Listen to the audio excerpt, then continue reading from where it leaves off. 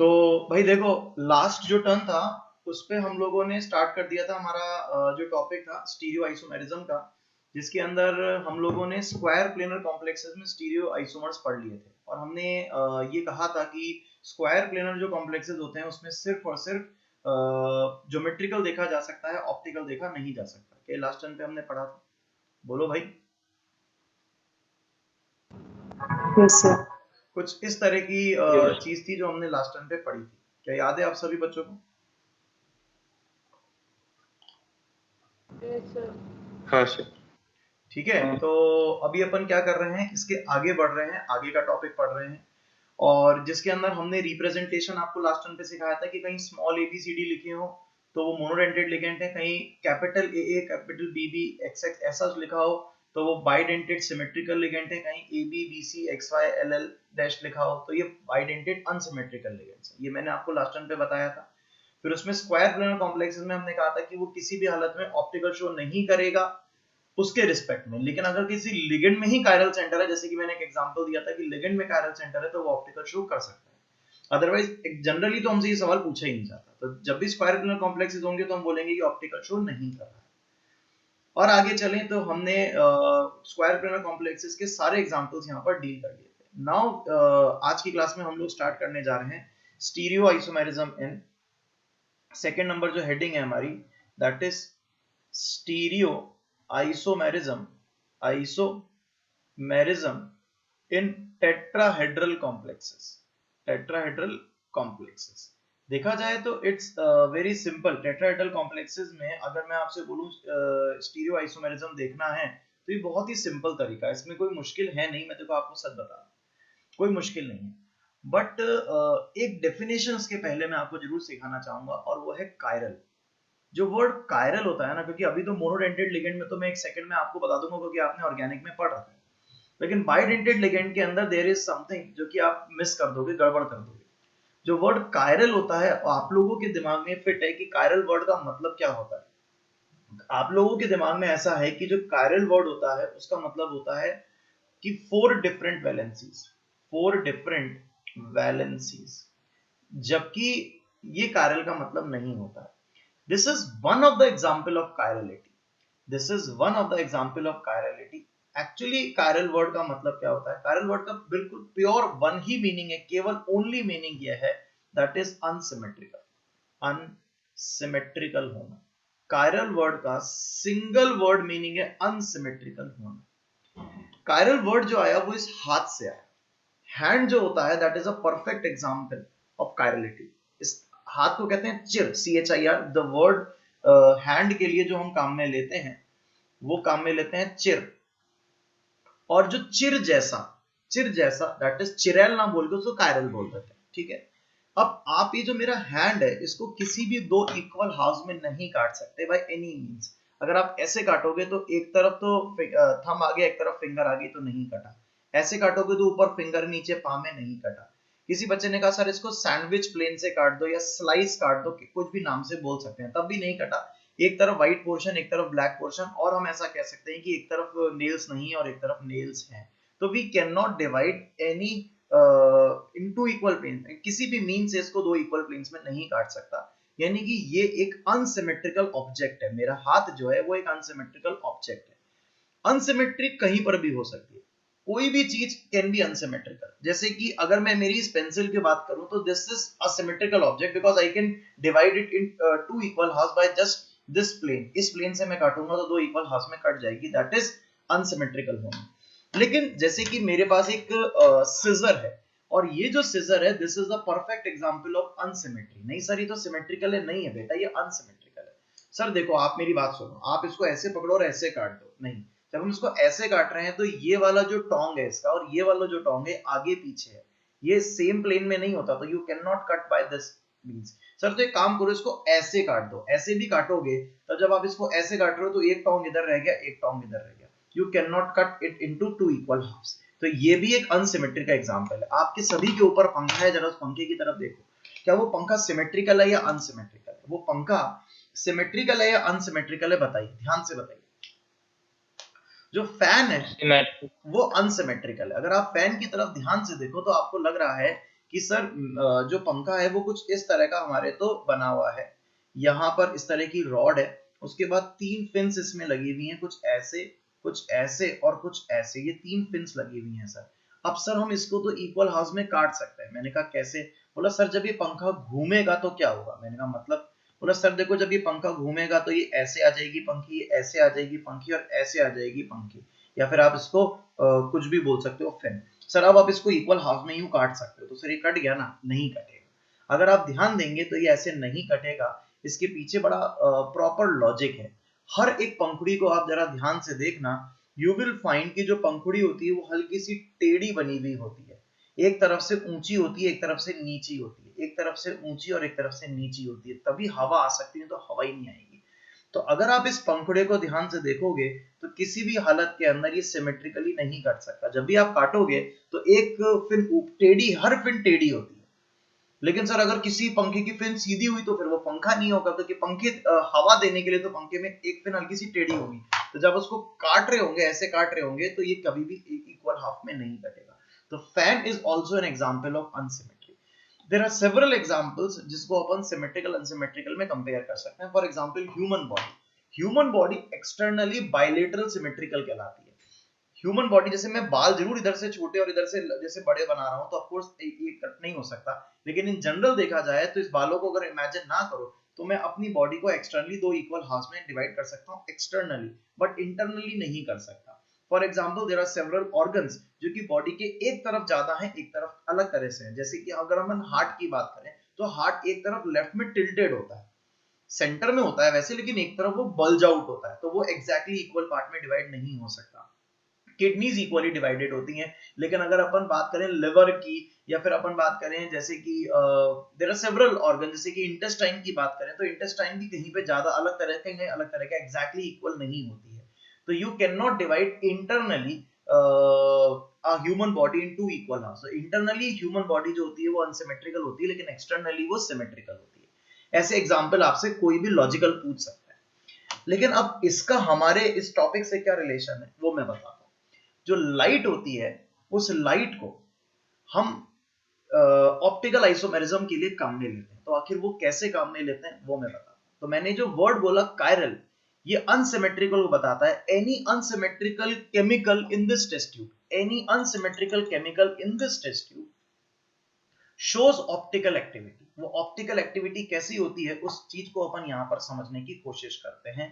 Optical activity का word का मतलब क्या होता है? ऑप्टिकल एक्टिविटी एक तरीका है जिसको मैं समझाता हूं। सबसे पहले there is a light source, monochromatic light होनी चाहिए। मोनोक्रोमेटिक लाइट का मतलब क्या होता है? जिसमें एक ही तरह की वेवलेंथ हो, monochromatic light, monochromatic light. Chrome का मतलब होता है कलर, एक ही कलर की लाइट हो, either red, either blue, either violet, any one wavelength, केवल एक वेवलेंथ हमें लेनी। वो जो एक वेवलेंथ है, वो एक वेवलेंथ इधर से सीधी यहां से यहां जाने वाली है। ठीक है सर, अपन उसको अभी भेज देंगे, सीधी एक वेवलेंथ को ऐसे भेज देंगे। बट द पॉइंट इज, हम इस जो लाइट है, जब इस लाइट की नेचर को पढ़ते हैं, जिसको अपन एक इलेक्ट्रोमैग्नेटिक रेडिएशन कहते हैं, तो उस इलेक्ट्रोमैग्नेटिक रेडिएशंस में, लाइट एक इलेक्ट्रोमैग्नेटिक रेडिएशन का एग्जांपल है। तो लाइट के अंदर जो कह सकते हैं लाइट के पार्टिकल्स हैं, या लाइट तो डुअल नेचर शो करती है, तो जो वाइब्रेशंस होते हैं वो दो होते हैं, एक मैग्नेटिक और एक इलेक्ट्रिक, दो फील्ड उसके अंदर होती है। चलो इतनी सारी बातें भी नहीं करते। अगर हम किसी लाइट को, एक जनरल सोर्स ऑफ लाइट को देखेंगे, तो वो जो लाइट का सोर्स होता है मोनोक्रोमेटिक लाइट का, उसका कुछ शक्ल किस तरह की होती है जो मैं अभी कॉपी पे बना रहा हूं। यहां पर जो वाइब्रेशंस होते हैं that is in this direction, in this direction, in this direction, in this direction. ये क्या दिखाना चाह रहा हूं? देखो, ये देखो, मेरा जो पेन है इसको तरफ ध्यान से देखना, ये आपकी तरफ आ रहा है। तो दिस इज द क्या कहते हैं, प्रोग्रेशन ऑफ लाइट। ये लाइट का प्रोग्रेशन है। इसके जो पार्टिकल्स हैं वो ऐसे ऐसे भी वाइब्रेट कर रहे हैं, ऐसे ऐसे भी वाइब्रेट कर रहे हैं, ऐसे ऐसे भी वाइब्रेट कर रहे हैं, ऐसे ऐसे भी वाइब्रेट कर रहे हैं।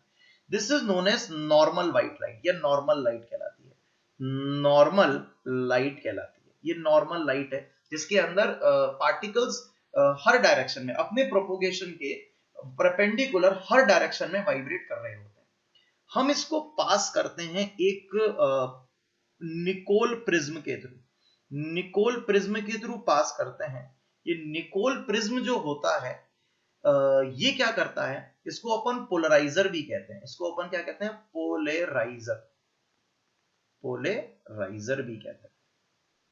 ये जो पोलराइजर होता है इस नॉर्मल लाइट को कन्वर्ट कर देता है प्लेन पोलराइज लाइट में, यानी कि इससे बाहर निकलने के बाद जो शक्ल हो जाएगी लाइट की वो कुछ ऐसी हो जाएगी, कोई एक वाइब्रेशन बचेगा, बाकी सारे वाइब्रेशन रोक दिए जाएंगे। इट्स जस्ट लाइक कि हम ऐसा इमेजिन करें कि देयर इज अ मतलब कोई पर्टिकुलर एक शेप बना लेते हैं, जैसे कि हमने कहा ये एक शेप बना लिया, ये जो शेप है इस शेप के थ्रू जब लाइट क्रॉस होगी तो केवल इसके अंदर आने वाला ये वाला पार्ट जो होगा वो तो क्रॉस होता जाएगा, लेकिन बाकी के जो सारे के सारे हैं, बाकी के सारे मतलब ये वाला ये वाला ये वाला ये वाला, ये सारे ब्लॉक हो जाएंगे, क्योंकि उसको तो इस पाथ में से निकलना है, इस पाथ में से निकलेगा तो केवल लाइट का वो पोर्शन जो कि ऐसे वाइब्रेट कर रहा है वो तो निकल जाएगा, लेकिन जो ऐसे वाइब्रेट कर रहा है वो ब्लॉक हो जाएगा, क्योंकि गुफा ऐसी है, या अपन ऐसे कह सकते हैं स्पेस ऐसी है, या वो पोलराइजर जो है वो ऐसा है।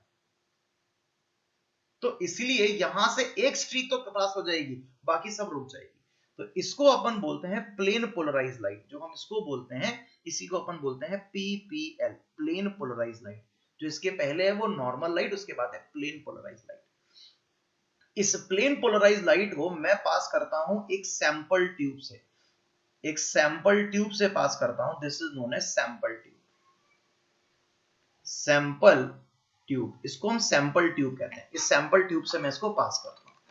अभी मेरे भिड़ जाए लाइट, इसके पहले मैं अपनी फोटो को थोड़ा छोटा कर देता हूं, यहां आ जाता हूं, सैंपल ट्यूब से पास करता हूं।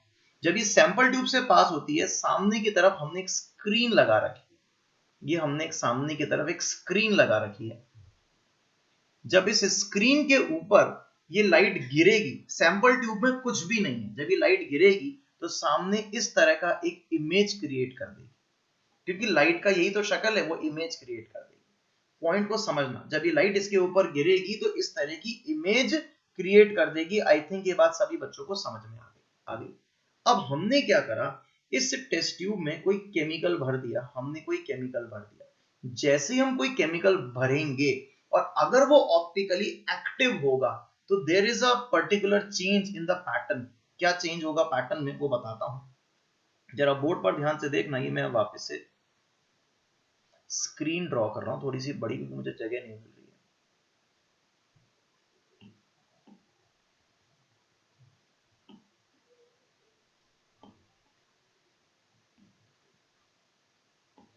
जो ऐसा करने पर अगर वो ऑप्टिकली एक्टिव होगा, अगर वो ऑप्टिकली एक्टिव सब्सटेंस होगा, तो ये जो होगा अपने मीन पोजीशन से इधर घूम जाएगी, या फिर ये अपने मीन पोजीशन से इधर घूम जाएगी, यानी कि या तो लेफ्ट साइड की तरफ घूम जाएगा या राइट साइड की तरफ घूम जाएगा। अब बात को सुनना, ऑब्जर्वर यहां है, ये ऑब्जर्वर की आईज है, ऑब्जर्वर यहां से देख रहा है इसको पीछे की तरफ से, तो वो इसके, अब देखो जो टीचर्स को मैंने पढ़ाते हुए देखा, इवन उनको सुना, आई एम सरप्राइज्ड कि उन्होंने क्या पढ़ा दिया।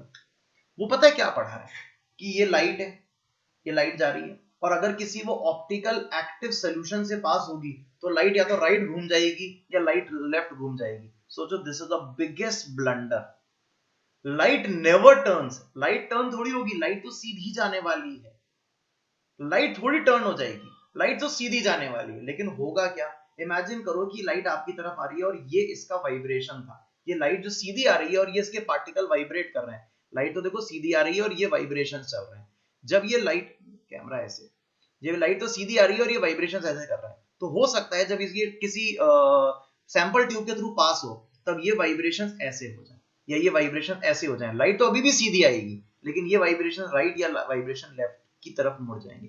तो मीन पोजीशन से लेफ्ट में मुड़ना और राइट में मुड़ना is the proper optical activity, ना कि लाइट का घूम जाना। लाइट नहीं घूमती है, लाइट तो सीधी जाती है, उसके जो ये प्लेन पोलराइज लाइट के जो वाइब्रेशंस हैं, या तो ये ऐसे घूम जाते हैं क्लॉकवाइज या एंटी क्लॉकवाइज घूम जाते हैं।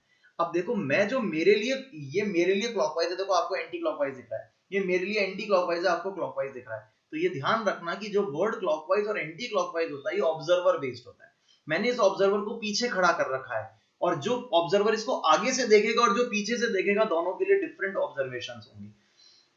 तो पॉइंट ये ध्यान रखना कि ऑब्जर्वर कहां खड़ा रहता है, ये जो पूरा का पूरा सेटअप है, this is known as polarimeter, इस पोलरीमीटर के बाहर खड़ा रहता है। तो मेरे लिए जो ऑब्जर्वेशन अगर मैं बाहर खड़ा होकर देखूंगा तो आप भी वहीं खड़े होकर देखोगे, तो दोनों के लिए ऑब्जर्वेशन सेम मानी जाएगी।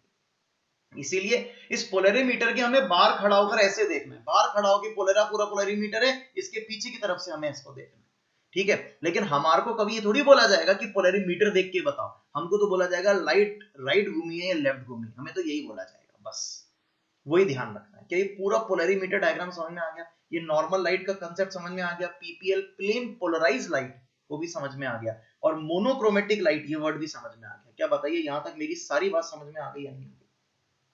Yes sir. Yes sir. जो भी बच्चा YouTube पे क्लास अटेंड कर रहा है, मतलब चीज को समझ रहा है, तो मुझे एक बार तुम भी रिस्पॉन्ड करते जाया करो, नहीं तो मुझे पता नहीं पड़ता कि whether you are getting my point और नॉट। चाहे कमेंट में लिखा करो या जो भी मुझे मैसेज करा करो, नहीं तो मैं तो क्या इन बच्चों की तो आवाज सुन लेता हूँ, तुम्हारी आवाज नहीं सुन पाता, तो तुम रिस्पॉन्ड किया करो, ठीक है। ओके आगे चलते हैं। क्या यहाँ तक मेरी बात सभी बच्चों को प्रॉपरली क्लियर है? डन? कोई डाउट यहाँ तक? अब बात ये आती है कि सर कुछ ऑब्जेक्ट्स को जब अपन सैंपल ट्यूब में डालते हैं तो वो ऑप्टिकल एक्टिविटी शो नहीं करते हैं, लेकिन कुछ ऑब्जेक्ट्स को जब अपन इस सैंपल ट्यूब में डालते हैं तो वो शो करते हैं, क्या कह सकते हैं उसको, एक तरह का ऑप्टिकल एक्टिविटी। कोई पोलरीमीटर में डालने के बाद, सैंपल ट्यूब में डालने के बाद कोई ना कोई राइट या लेफ्ट घुमा देता है। जो शो करते हैं वो कहलाते हैं ऑप्टिकल एक्टिव, जो शो नहीं करते हैं वो कहलाते हैं ऑप्टिकल इनएक्टिव। तो यहां पर हमने कहा कि दो तरह की बातें बोलने जा रहा हूं। पहली बात कि अगर नो डेविएशन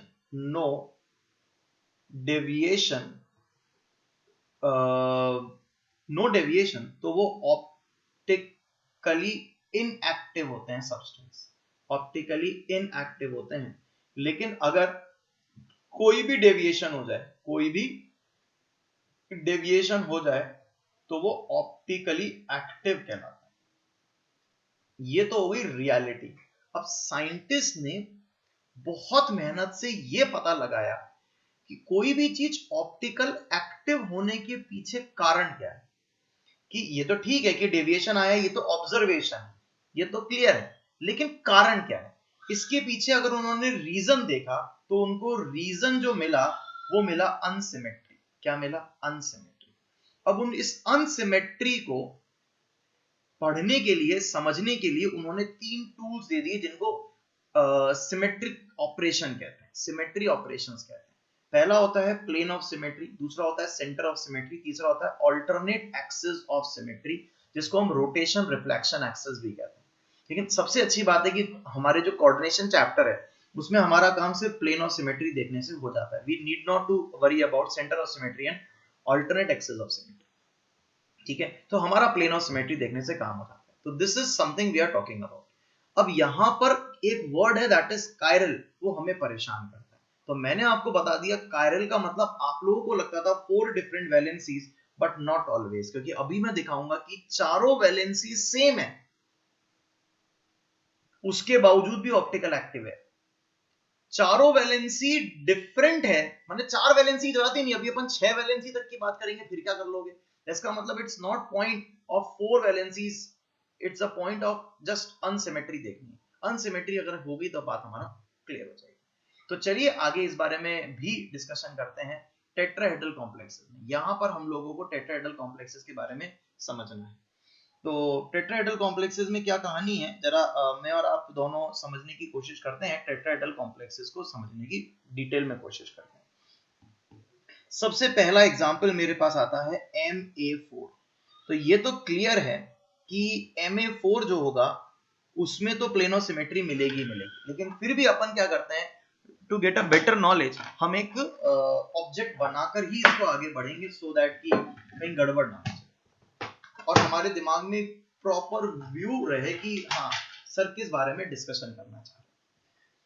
तो मैंने एक मॉडल आपके सामने तैयार किया है। इस मॉडल को हम लोग व्यू करेंगे और समझने की कोशिश करेंगे। मैं थोड़ा सा अपने स्क्रीन का साइज अब बढ़ा के ही पढ़ा पाऊंगा क्योंकि मुझे एक्सप्लेन भी करते चलना है। यहां पर मैंने क्या करा, चारों सेम एटम लगा दिए, लेट से हाइड्रोजन, चारों जगह मैंने सेम एटम लगा दिए, लेट से हाइड्रोजन, ये मैंने हाइड्रोजन लगा दिए सभी जगह, समथिंग लाइक दिस, ये चारों जगह मैंने हाइड्रोजन लगा दिया। अब बात को पकड़ते जाना, अगर मैं प्लेन ऑफ सिमेट्री ऐसे काटूंगा तो कट जाएगी। ऑफ कोर्स ये दोनों एटम कटे और मैं जब इस ब्लैक वाले को कार्बन को काटता हुआ इधर निकल गया तो ये कट गया। तो टेट्राहेड्रल शेप है प्रॉपर, आप देख सकते हैं, this is known as tetrahedron. इस टेट्राहेड्रन को जब मैं काटूंगा तो ऐसे काटा ऐसे काटा, यानी कि इसके थ्रू तो प्लेन ऑफ सिमेट्री मिल गई। अब मैंने क्या करा, कोई एक एटम को लिया और उसको हटाकर उसकी जगह पर कोई दूसरा एटम लगा दिया। लेट्स से कि मैंने ये पर्पल कलर का एटम यहाँ लगा दिया। आपको थोड़ा सा यहाँ पे कलर्स में चेंज दिखेगा क्योंकि मैंने वो क्रोम इफेक्ट इसमें लगा रखा है, तो कलर्स हो सकता है, जैसे मैं ग्रीन दिखाऊंगा, ये मेरे हाथ में ग्रीन कलर है बट आपको ये व्हाइट दिखेगा क्योंकि मैंने ग्रीन को ही कन्वर्ट कर रखा है ट्रांसपेरेंट में, तो आपको ये व्हाइट दिखेगा जबकि मेरे हाथ में ग्रीन कलर है। ठीक है, तो इसलिए मजेदार चीज है तो। अब देखो जरा, मैं यहाँ पर अगर मैं इसको प्लेन ऑफ सिमेट्री काटता हूँ तो भी कट जाएगी। देखो मैंने यहाँ से काटी, ये कटा, ये कटा, ये कटता हुआ निकल गया, इधर एक एटम इधर एक एटम, तो ये मैंने यहाँ प्लेन ऑफ सिमेट्री काट दी।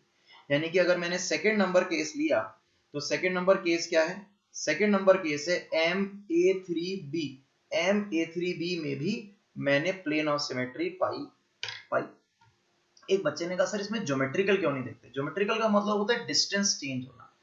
यहाँ पर डिस्टेंस सेम रहती है, यहाँ से यहाँ की डिस्टेंस, यहाँ से यहाँ की डिस्टेंस, यहाँ से यहाँ की distance, they are all equidistant. तो अगर आप इसको उठा के यहाँ, इसको उठा के यहाँ लगाओगे तो भी कोई फर्क नहीं पड़ेगा। लेफ्ट और राइट का फर्क पड़ता है लेकिन डिस्टेंस सेम रहती है, एंगल्स सेम रहते हैं। ज्योमेट्रिकल आइसोमेरिज्म का मतलब है ज्योमेट्री, ज्योमेट्री वर्ड का मतलब है आइदर एंगल चेंज होना या आइदर डिस्टेंस चेंज होना, and they both remain same. ठीक है, चलिए अब अपन क्या करते हैं, एक एटम को और चेंज करते हैं। इस एटम को भी मैंने हटाया और इसकी जगह पर मैंने एक और कलर लगा दिया। लेट्स से मैंने डार्क ब्लू कलर लगा दिया, अभी तो आपको ये नजर आ रहा है, ये डार्क ब्लू कलर मैंने यहाँ पर लगा दिया। सर अब प्लेन ऑफ सिमेट्री नहीं कटेगी। सर आप देख लो, सर आप इधर ऐसे काटोगे तो इधर ब्लू आ गया, इधर पर्पल आ गया, नहीं कटी। नहीं नहीं, ऐसे पकड़ के काट लो यार, इसमें क्या फर्क पड़ रहा है। ऐसे काटेंगे तो यहाँ से कटी, ये पर्पल कटा, ये ब्लू कटा, ये ब्लैक कटा, इधर व्हाइट और इधर व्हाइट, पीओएस हमने काट दी प्रॉपर्ली। यस या नो बोलते चलना। तो यहाँ पर तीसरे नंबर पे अगर मेरे पास आया Ma2b2, Ma2b2, तब मैंने कहा कि इसके थ्रू भी प्लेन ऑफ सिमेट्री कट गई। अब एक काम करते हैं सर, एक काम करते हैं, आपने यहां पर A2B2 लिया, A2B2 लिया या मैंने A2BC लिया? ये तो A2BC हो गया ना, ये तो A2BC, ये तो A2BC हो गया। तो चलो मैंने फोर्थ नंबर भी इस बहाने से कहा दिया Ma2BC, इसके अंदर भी हमने देखा कि प्लेन ऑफ सिमेट्री कट रही है। अब एक काम करते हैं, इसको भी हटाते हैं और पांचवा नंबर पे चलते हैं और मैंने इसकी जगह कलर लगा दिया रेड, रेड कलर लगा दिया। नाउ अब हमारे पास जो सिस्टम हो गया वो हो गया MABCD, चारों अलग अलग हो गए। तो पहले इनको निपटा देते हैं। इनके थ्रू अगर हमने कहा तो हमने कहा यहां पर हमें प्लेन ऑफ सिमेट्री मिलेगी तो ऑप्टिकल आइसोमेरिज्म नहीं मिलेगा। क्या ये बात समझ में आ गई? Yes sir.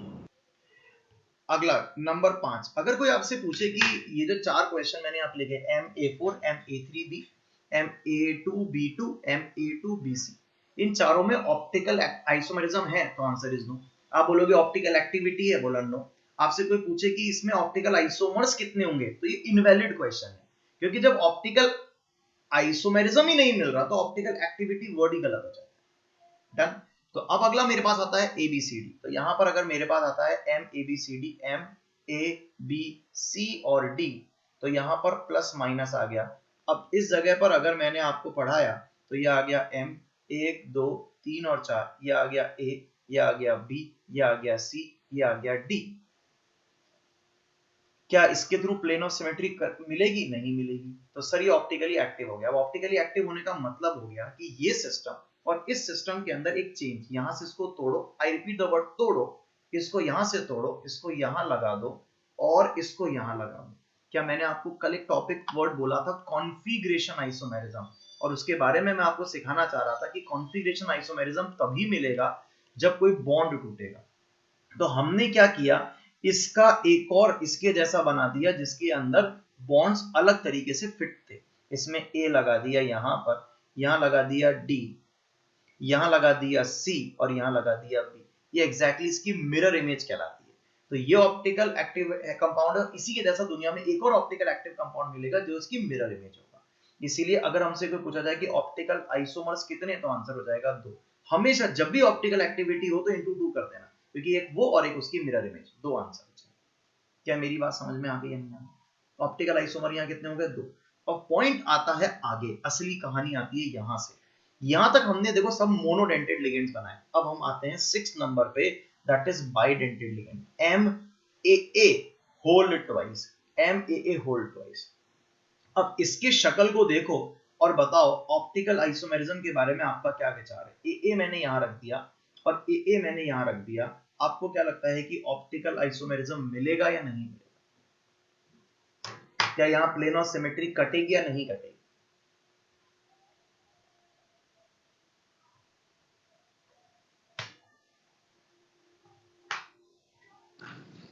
नहीं कटेगी सर।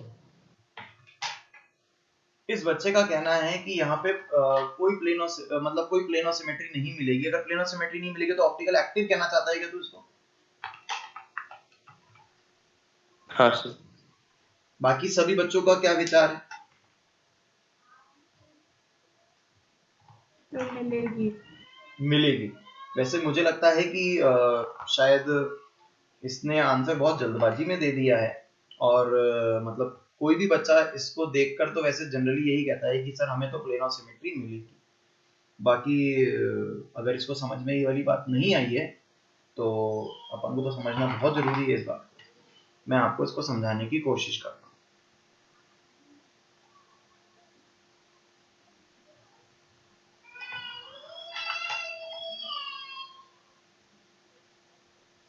देख मैंने इसके लिए एक मॉडल बना दिया।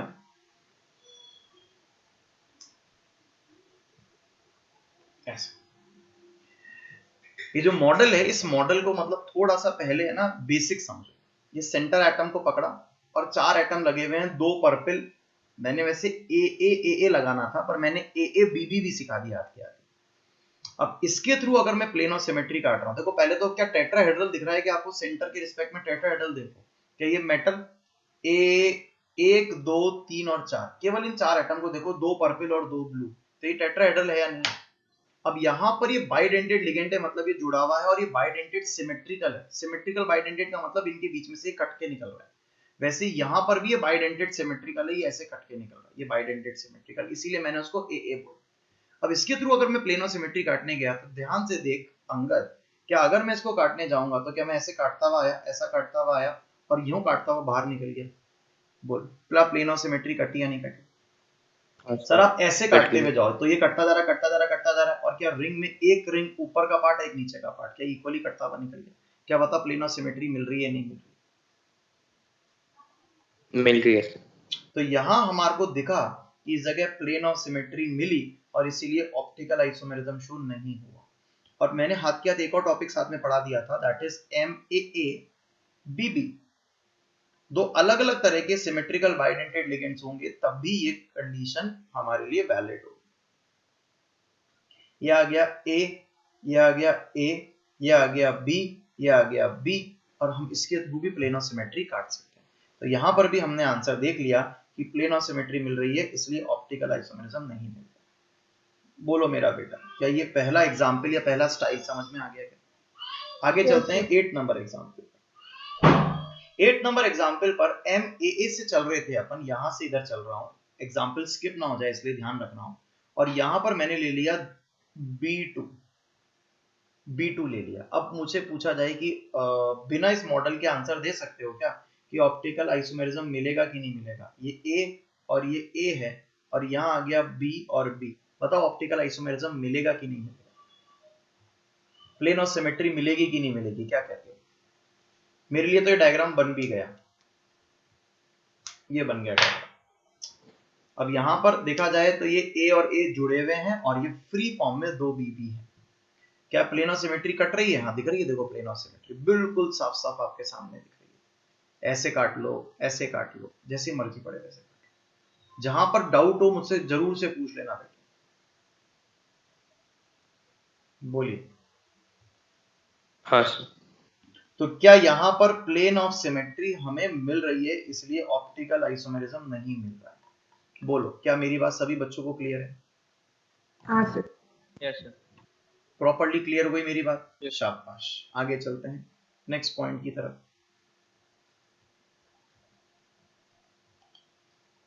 नेक्स्ट पॉइंट पे चलते हैं। यहां तक क्लियर हो गई, आगे चलते हैं। 9th नंबर मेरे पास एग्जाम्पल आता है जिसमें मैंने ले लिया एम ए तो ले लिया और यहां पर बी सी ले लिया, बी सी। इसका मतलब इस जगह पर मैं इसको हटा दूं और यहां कुछ और लगा दूं। लेट्स से मैंने रेड लगा दिया, ये मैंने रेड लगा दिया। Now what? अब सर अब तो पीओएस नहीं कटेगी, देखो इधर एक रेड आ रहा है, इधर एक पर्पल आ रहा है, नहीं कटेगी। अरे ऐसे काट लो यार, सर कटेगी। ऐसे ऐसे काटते हुए निकल जाओ, यूं काटते हुए निकल जाओ। यूं काटोगे तो ऊपर रेड इधर पर्पल कटा और ये रिंग कट गई आधी से। हाँ सर। हाँ सर। अगर मैंने यहां पर ले लिया एम 1 2 3 और 4, यहां आ गया ए और यहां आ गया बी और सी, फिर भी हमें प्लेन ऑफ सिमेट्री मिल रही है और ऑप्टिकल आइसोमेरिज्म नहीं मिल रहा। बोल मेरा बेटे, यहां तक क्लियर हो गया? डन। अगले नंबर पे चलते हैं, नंबर 10th। नंबर 10th में अब हम आ जाते हैं, कैटेगरी बदल देते हैं, M A B whole twice ले लेते हैं। This is actually worth it. ये बहुत इंपॉर्टेंट एग्जाम है मेरे लिए। इस डायग्राम को बनाना बहुत आसान है, बहुत ही जल्दी बन जाता है।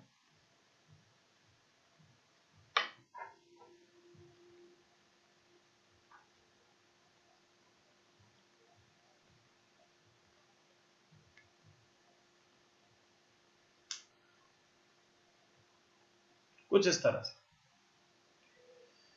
अब देखो पहले समझो कि मैंने बनाया क्या है। ये एम है, ए और ये बी है। ये ए बी बताने की कोशिश करिए, ताकि यहां से हमने कहा कि ये अनसिमेट्रिकल बाइडेंटेड लिगेंड है। देखो है ना, इधर एक तरफ ए है एक तरफ बी है, वैसे नीचे भी एक तरफ ए है एक तरफ बी है।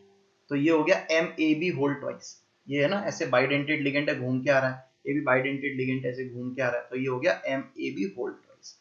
अब इसके थ्रू पीओएस अगर हम चाहेंगे तो भी नहीं कटेगी, लेकिन जब मैं इसका डायग्राम बोर्ड पे बनाता हूं, it give me a feel कि सर यहां तो दिख तो रही है सर, ये ए और बी मैंने जोड़ दिया, यहां पर मैंने ए और बी जोड़ दिया, सर ऐसे लग तो रहा है सर यहां से देखो पीओएस कट रही है। पर मैं बता दूं कि ये दिख रहा है लेकिन रियलिटी में नहीं होगा ना, क्योंकि जब आप इसको कॉपी पे बनाते हो तो आपके सामने बिल्कुल क्लियर विजन आता है। ऐसे आपको जो वहां दिख रहा है वो पता है क्या है, आप उसको यूं काटने की सोच रहे हो, पर यूं तो काट ही नहीं सकते ना। इधर ये इस प्लेन में है, ये इस प्लेन में है, तो आप यूं तो काट ही नहीं सकते इसको। यूं काटोगे तो ये देखो इसके आमने सामने थोड़ी है भाई, ये तो अलग अलग प्लेन में है, एक इस प्लेन में है एक इस प्लेन में। आमने सामने थोड़ी कि आप इसको ऐसे काट दोगे सीधा, ठीक है। अब अगर आप इसको ऐसे काटने की सोचो, मान लो ऐसे काट, अगर ऐसे काट रहे हो तो काट ही नहीं पाओगे। इधर कौन आ रहा है ए, इधर कौन आ रहा है बी, आप काट ही नहीं पाओगे। सर इसको ऐसे करो जरा आप, मैंने ऐसे कर दिया, यूं काटा, हाँ कट गया कट गया कट गया कट गया कट गया। नीचे आओगे तो इधर कौन आएगा, इधर ए और इधर कौन आएगा बी, तो ये पीओएस नहीं कटी। तो हमें यहाँ पर प्लेन ऑफ सिमेट्री नहीं मिल रही है। This is a very important discussion. Plane of symmetry नहीं मिल रही है, इसलिए ऑप्टिकल आइसोमर हो जाएंगे दो। दो क्यों हो जाएंगे, एक ये और एक इसकी मिरर इमेज। क्या बताइए यहाँ पर मेरी बात समझ में आ रही है या नहीं? यहां यस पर सर। अब जो वर्ड आता है वो कायरल वाला, जो आप कहते हैं चार डिफरेंट वैलेंसीज, देखो वैलिड नहीं है। ए और ये दोनों सेम है, इवन बी और बी भी दोनों सेम है, उसके बावजूद भी ये सिस्टम अकायरल है। ये सिस्टम कैसा है, अकायरल। क्योंकि आप लोगों ने अपने कॉपी में, आप लोगों ने अपने ऑर्गेनिक में, आप लोगों ने अपने एग्जाम्स में क्वेश्चन देखा, which of the following are chiral and which of the following are achiral. तो वहां पर कायरल और अकायरल आंसर्स देने के लिए you must know the reality कि कायरल और अकायरल का मतलब क्या है। वहां चार वैलेंसीज देखने बैठ गए तो गड़बड़ हो जाएगी। बोलो, यहां तक मेरी बात सभी बच्चों को क्लियर है? सर एक कायरल होगा ना? ये कायरल मैंने गलती से कर। चलिए, क्या मेरी बात समझ में आ गई या नहीं आ गई? अगले पेज पे चलो। यस 11 नंबर 11 नंबर मेरे पास आता है एम ए बी, और यहां पर मैं क्या C2 ले लू, मोनोडेंटेड C2 ले लू मोनोडेंटेड। अब इसका डायग्राम बना दो। यहां पर इसका मैंने डायग्राम ऐसा बना दिया, ये आ गया ए बी, ठीक है सर, और ये आ गया सी सी। बताइए इसके बारे में आपके मन में क्या विचार है कि यहाँ पे प्लेन ऑफ सिमेट्री मिलेगी या नहीं मिलेगी? मन में विचार बताओ, इमेजिन करो इस मॉडल को जो आपके पास नहीं है। मिलेगी सर, हाँ बेटा, मिलेगी। ये कह रहा है मिलेगी। कैसे प्रूव कर सकता है कोई बच्चा? हमें प्लेन ऑफ सिमेट्री कैसे मिलेगी, जरा देखो आपके सामने मॉडल ये है। यहाँ पर जैसे ही दोनों सी आ गए हमारा काम सेट। हम यहाँ से काटते हुए निकले, जब हम काटते हुए निकल रहे हैं तो ये सब चीजें तो आधी आधी कट गई, और नीचे आएंगे तो इधर भी रेड इधर भी रेड। सर इसको ऐसे करके दिखाओ ना एक बार, ऐसे करके देख लेते हैं। अगर अपन इसको ऐसे काट रहे हैं तो हमने यू प्लेन ऑफ सिमेट्री काटते हुए निकले, सारे आइटम कटते गए कटते गए कटते गए, एक रेड आगे एक रेड पीछे, यूं कट के निकल गए। अभी भी क्लियर हो गया? ऐसे कैसे भी देख लो, ऐसे काटते हुए निकल रहे हैं, ये सारे आइटम कटते हुए गए कटते हुए गए कटते हुए गए, ऊपर रेड नीचे रेड, ये बीच में से निकल गए। क्या बताओ प्लेन ऑफ सिमेट्री सबको दिख रही है, समझ में आ रही है नहीं आ रही है? Yes, sir. तो यहां पर हमें प्लेन ऑफ सिमेट्री Yes. मिली, यानी कि ऑप्टिकल आइसोमेरिज्म नहीं मिलेगा। नंबर 12 पे आ जाते हैं। नंबर 12 जो एग्जाम्पल है वो क्या है, एम ए बी और सी डी। ये तो दिख ही रहा है चारों एटम ही अलग है, चारों एटम ही अलग है, तो पक्का यहाँ पे तो मिलेगी मिलेगी। ये आ गया ए बी और यहाँ आ गया सी डी, तो यहाँ हमें प्लेन ऑफ सिमेट्री मिल नहीं सकती, तो यहाँ ऑप्टिकल आइसोमेरिज्म पक्का मिलेगा। क्लियर, बिल्कुल क्लियर विजन दिख रहा है ना, वो तो बिल्कुल बाकायदा दिख रहा है। चारों एटम है तो प्लेन ऑफ सिमेट्री तो कभी मिल ही नहीं सकती। आगे चलते हैं, नंबर 13। नंबर 13 पे हमने कर दिया कैपिटल ए बी और कैपिटल सी डी। सर वो तो एक ही बात होगी, स्मॉल सी डी या कैपिटल सी डी कर दो, एक ही बात होगी।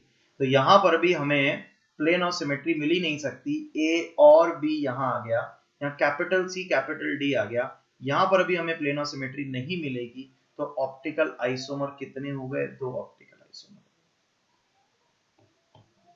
बोलो मेरा बेटा, सभी बच्चों को समझ में आ गया या नहीं आ गया? Yes, sir. आ गया सर। Yes sir. सभी बच्चों को प्रॉपर्ली क्लियर है? अब यहां पर आता है 14 इन द लास्ट इज, मेरे पास आ गया एम ए बी तो अनसिमेट्रिकल और सी सी सिमेट्रिकल। क्या बोलते हो? ये मैंने जानबूझ के इसके नीचे ही इसको लिखा है एग्जांपल को, so that you have a better vision. बोलो क्या कहते हो? यहां पर आ जाएगा ए बी और यहाँ कैपिटल सी, क्या बोलते हो? मिलेगी सर।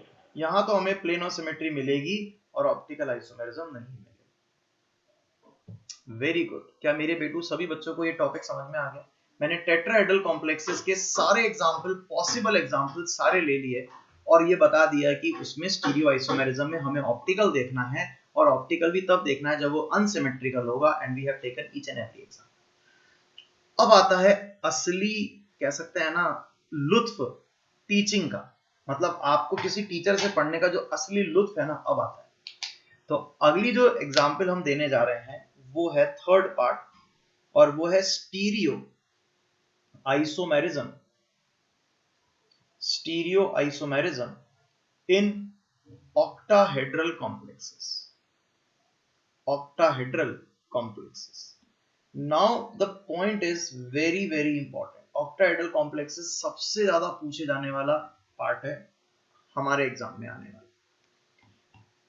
इसमें हमें ऑप्टिकल आइसोमेरिज्म भी देखने को मिलेगा और ज्योमेट्रिकल भी देखने को मिलेगा, तो हमारी रियल वर्थ, हमारी रियल कह सकते हैं ना कि काबिलियत इसी में पता लगेगी।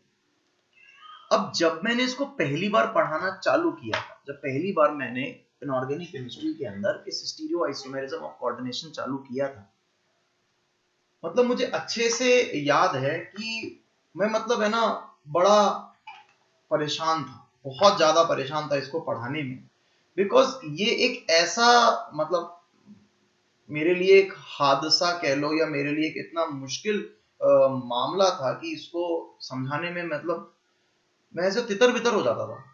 जब मैं बच्चों को बता रहा होता था तो मैं मतलब समझाते वक्त बिल्कुल ये पकड़ रहा हूँ, ऐसे बता रहा हूँ, पेन पकड़ रहा हूँ, ऐसे पेन 8 पेन 6 पेन पकड़ रखे हैं, मतलब बड़ी मुश्किल होती है। लेकिन इतनी बार पढ़ाने के बाद में मैंने एक कॉमन सेंस डेवलप करी, एक कॉमन थिंक देखी, एक ऐसा ऑब्जर्वेशन मेरे दिमाग में आ गई, जिस ऑब्जर्वेशन से मैं कंफर्म हो गया कि अब मुझे इतनी तकलीफ नहीं आने वाली। वो ऑब्जर्वेशन क्या थी वो मैं आपको सिखा दूं।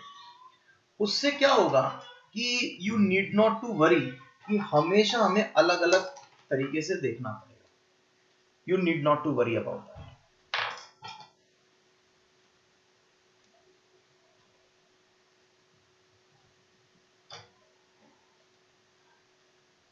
सबसे पहले तो यहां पर मैंने ये ऑक्टाहेड्रल कॉम्प्लेक्स आपके सामने बनाया है, क्या सभी को क्लियर है? Yes sir. Yes sir. तो ये ऑक्टाहेड्रल कॉम्प्लेक्स मैं कॉपी पे जब बनाने जा रहा हूं तो it looks like this.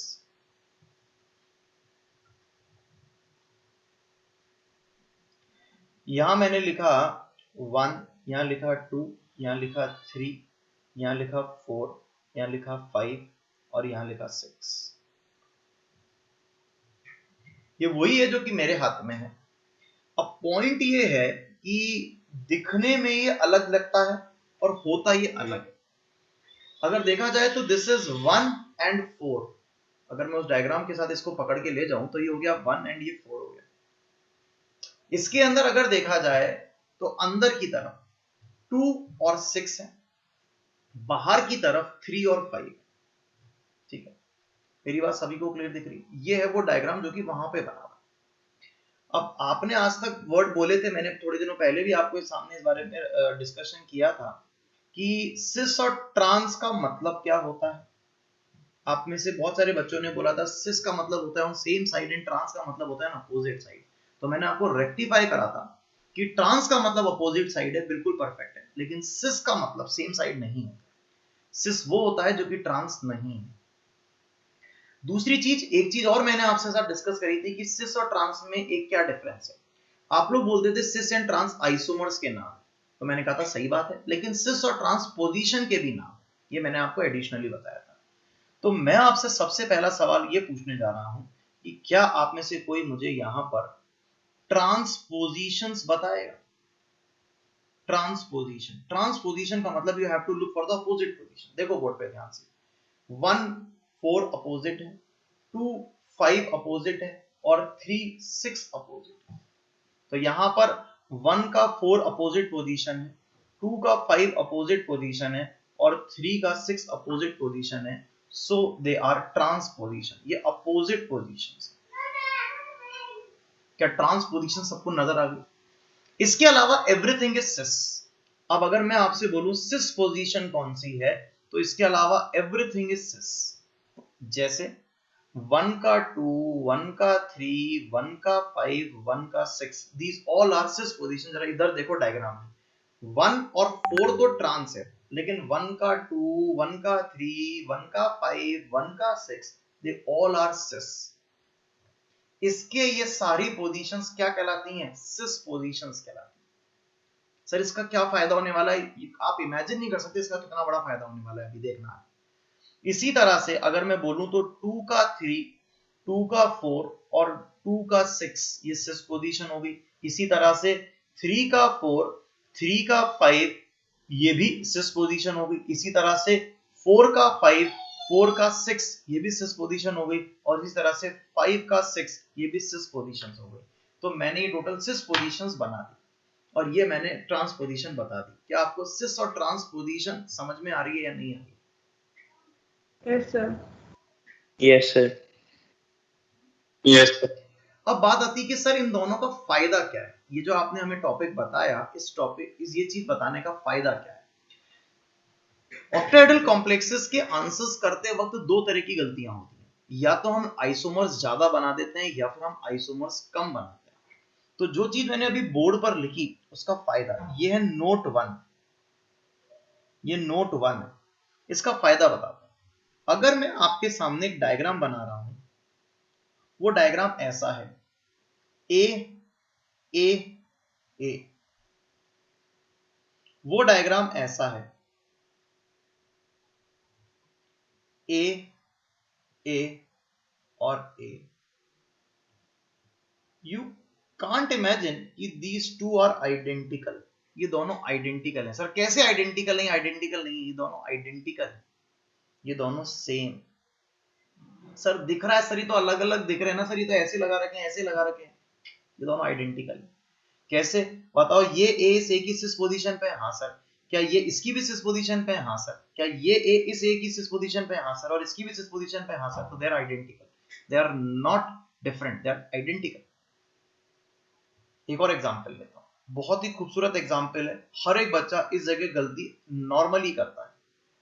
A B B, A B B. दूसरा मैंने यहां ले लिया एग्जाम्पल ए, या फिर मैंने लिख दिया बी ए बी। सर ये तो सर्टेनली अलग अलग है, ये तो पॉसिबल ही नहीं सर। आपको देखो दिख रहा है ना, ए फिर बी आ रहा है, जबकि यहां पर ऑल्टरनेट पोजीशन पे आ रहा है बी ए बी। तो सर ये दोनों तो अलग अलग है? नहीं, they are also identical, positions exactly same है। सर ये कैसे हो सकता है? तो दिख रहा ही अलग है। नहीं, मैं समझा देता हूं, जरा बोर्ड पर इधर देखना, आपको पकड़ में आ जाएगा। क्या दोनों ये वाला सेकंड एग्जांपल समझा रहा हूं कि दोनों में बी नीचे है? क्या बी दिख रहा है आपको नीचे? Yes sir. दोनों में बी नीचे है, ठीक है। पहले वाले में ए जो है वो पीछे की तरफ है, और जो बी है वो आगे की तरफ, ठीक। सेकंड एग्जांपल में बी आगे की तरफ है और ए पीछे की तरफ है, लेकिन दोनों इससे और इससे तो सेम ही है। आपको एक्चुअली ऐसे देखते हो, आप जब इसको व्यू करते हो ना, तो कुछ ऐसे व्यू करते हो। इधर देखना बोर्ड पे, ऐसे दिखाता हूं। अब इसको ऐसे देखते चलना सीक्वेंस से, ए बी या ए बी बी, और इसको मैंने ऐसे पकड़ लिया, तो आप इसको क्या बोलोगे? ए बी बी, ऐसे बोलो। तो सीक्वेंस जो है ना, दिखने पर ऐसे पकड़ो चाहे ऐसे पकड़ो, they are exactly same. Yes sir. मेरी बात समझ में आ रही है? और इसीलिए कहता हूं कि the point to be noted is कि आप हमेशा एक बात को ध्यान यहां पर कर लीजिएगा कि पोजीशन से आंसर देखना है, शक्ल से आंसर नहीं देखना है। दिख तो अलग ही रहे ना, देखने से आंसर नहीं करना है। इवन अभी तो मैं इसका तीसरा भी बनाने वाला था। तीसरा क्या है? तीसरा एग्जाम्पल ये रहा, ए बी और बी, सोचो तीनों आइडेंटिकल है। क्या बताइए, ये बात मेरी समझ में आ गई या नहीं आ गई? ये जो बात मैंने आपको समझाई, ये बात सभी बच्चों को समझ में आ गई या नहीं? आ गई सर। Yes sir.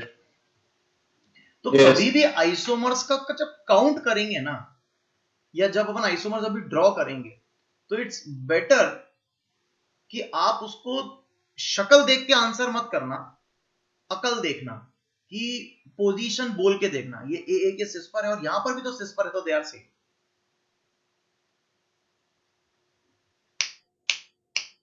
क्या नोट 1 समझ में आ गया सभी बच्चों को? Yes sir. नोट 2, नोट 2 क्या है? मैं कह रहा हूं ना, जब पहले मैं इस टॉपिक को पढ़ाता था तो मैं बावड़ा हो जाता था ऐसे, क्योंकि उस समय तो मॉडल वॉडल भी नहीं, पेन पकड़ लेता था ऐसे हाथ में, यूं यूं घुमाता रहता था, और हर एक एग्जांपल में ऐसे चेक करता था, देखो पीओएस मिल रही है क्या, देखो यहां से मिल गई, देखो यहां से मिल गई, यहां से मिल गई, ऐसे दिखाता रहता था। कभी गलती भी हो जाती थी इस चक्कर में, क्योंकि परफेक्शन तो आता नहीं था, गलती हो जाती थी।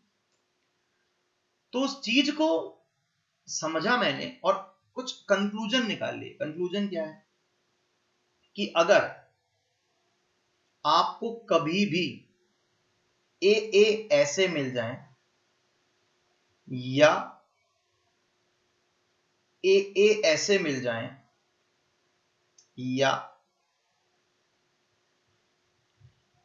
ए और ए ऐसे मिल जाए, तो बाकी की चार जगह पर, बाकी की चार जगह मतलब 1 2 3 4, इन बाकी की चार जगह पर चाहे मर्जी बड़ा लगा दो, एक्स वाई जेड डब्ल्यू, जो मर्जी बड़ा लगा दो, चारों डिफरेंट हो, कोई फर्क नहीं पड़ता। अगर ऊपर और नीचे सेम एटम लगे हैं, ऊपर और नीचे बोलो, चाहे आप इसको ऐसे पकड़ लो, चाहे आप इसको ऐसे पकड़ लो, कभी भी अगर दो अपोजिट पोजीशन पर सेम एटम लगे हैं, तो ऑलवेज प्लेन ऑफ सिमेट्री कटती हुई चली जाएगी। यहाँ चारों एटम अलग लगा दो, ए बी सी डी चारों अलग अलग लगा दो, तो आप यहाँ से प्लेन ऑफ सिमेट्री काट दोगे क्योंकि ऊपर और नीचे एग्जैक्टली आइडेंटिकल थिंग्स लगे। ये मोनोडेंटेड लिगेंड है, बाइडेंटेड नहीं है, ऐसे जुड़े भी नहीं होने चाहिए, मोनोडेंटेड है, तो आप बाकायदा यहाँ से प्लेन ऑफ सिमेट्री काटते हुए निकल जाओगे क्योंकि ऊपर नीचे सेम एटम लगेगा। अब अपन जितने एग्जाम्पल करेंगे उन एग्जाम्पल में से 70% एग्जाम्पल्स में आपको ए और ए अपोजिट दिखेंगे। जैसे ए और ए अपोजिट दिखें आपको वहां कर करके नहीं देखना है, ए और ए अपोजिट देखना है, आंसर बोल दोगे कि इनके थ्रू हमेशा हमें क्या मिल रही है, इन तीनों के थ्रू ऑलवेज हमें प्लेन ऑफ सिमेट्री मिल रही है। ऑलवेज, क्या बोला सर ने, ऑलवेज। क्या बताओ मेरी बात समझ में आ रही है या नहीं आ रही? Yes, sir. Yes, sir. Yes, sir. Yes. ये दो नोट पॉइंट समझ में आ गए। नोट पॉइंट नंबर 1 आपको इसलिए पढ़ाया गया सो दैट कि आप कोई भी आइसोमर्स को रिपीट ना करें। नोट 2 आपको बताया गया इसीलिए कि आप किसी भी आइसोमर को देखते वक्त प्लेन ऑफ सिमेट्री देखते ही पहचान जाए। यू नीड, अब आपको पता है तो इस मॉडल की जरूरत ही नहीं पड़ेगी, इस मॉडल को भी मैं हटा दूंगा, इस मॉडल की जरूरत पड़ेगी ही नहीं। ये दो एग्जाम्पल आपको क्लियर है, दो नोट पॉइंट क्लियर है। मैं नोट पॉइंट नंबर 3 पे चलता हूँ। This is note point number 3, बस 3 ही नोट पॉइंट है और हमारा काम खत्म। नोट पॉइंट नंबर 3 वो क्या है कि अगर किसी एग्जाम्पल में इस तरह की सिचुएशन आ जाए, कैसी, ए ए बी बी, यहां पर लगाओ x और y बिल्कुल डिफरेंट है, नीड नॉट टू वरी, 1 2 3 4 5 और 6, ए ए बी बी x और y। पहले तो मुझे बताओ कि दे आर आइडेंटिकल और नॉट, ये दोनों एग्जैक्टली सेम चीजें हैं या अलग अलग चीजें? सर आइडेंटिकल है। ये दोनों आइडेंटिकल है, लेकिन देखो शक्ल दिखने में बिल्कुल अलग अलग लग रही है। पहले वाला ये वाला एग्जांपल है ना, यहाँ तो दिख रही है बाकायदा, देखो पीओएस कटती हुई दिख रही है, पीओएस इधर A B B X Y cut गए, यहाँ तो दिख रही है, यहाँ दिख नहीं रही है, जबकि पीओएस तो इसमें भी, क्योंकि अगर ये है तो ये है, फर्क क्या था, इधर देखो ये रहा मॉडल, ऊपर कौन है, एक्स और वाई, ऊपर एक्स और वाई डिफरेंट एटम्स। ये मैंने दोनों तरफ डिफरेंट एटम्स की बात करी, मैंने हटा दी, दोनों जगह डिफरेंट एटम्स हैं ऊपर और नीचे। यहाँ लगा है ए, यहाँ लगा है बी, तो मैं ऐसे काटता हुआ जाता हूँ, आगे ए पीछे ए, काटता हुआ निकला, आगे इधर आया तो आगे बी पीछे बी, तो ऐसे कट गया। या फिर अगर ये मैंने ऐसे पकड़ लिया कि ये दोनों ए हैं और ये दोनों पीछे बी हैं, तो मैं ऐसे काट देता हूँ। अगर मैं ऐसे काटूंगा तो ये बी और बी कट गए, आगे आया तो ए और ए कट गए, और ऐसे काटता हुआ निकला। क्या बताइए, यहां तक मेरी बात सभी बच्चों को क्लियर है? तो क्या हमने यहां पर देखा कि हमें प्लेन ऑफ सिमेट्री हमेशा मिल रही है, इसके थ्रू भी हमें प्लेन ऑफ सिमेट्री ऑलवेज मिल रही है। बस सोचो 70% एग्जाम्पल उससे हो जाते हैं, 30% इससे हो जाते हैं। प्लेन ऑफ सिमेट्री देखने के लिए जितनी जगह होती है सारे के सारे बस इन्हीं दो केसेस से फिनिश हो जाता है।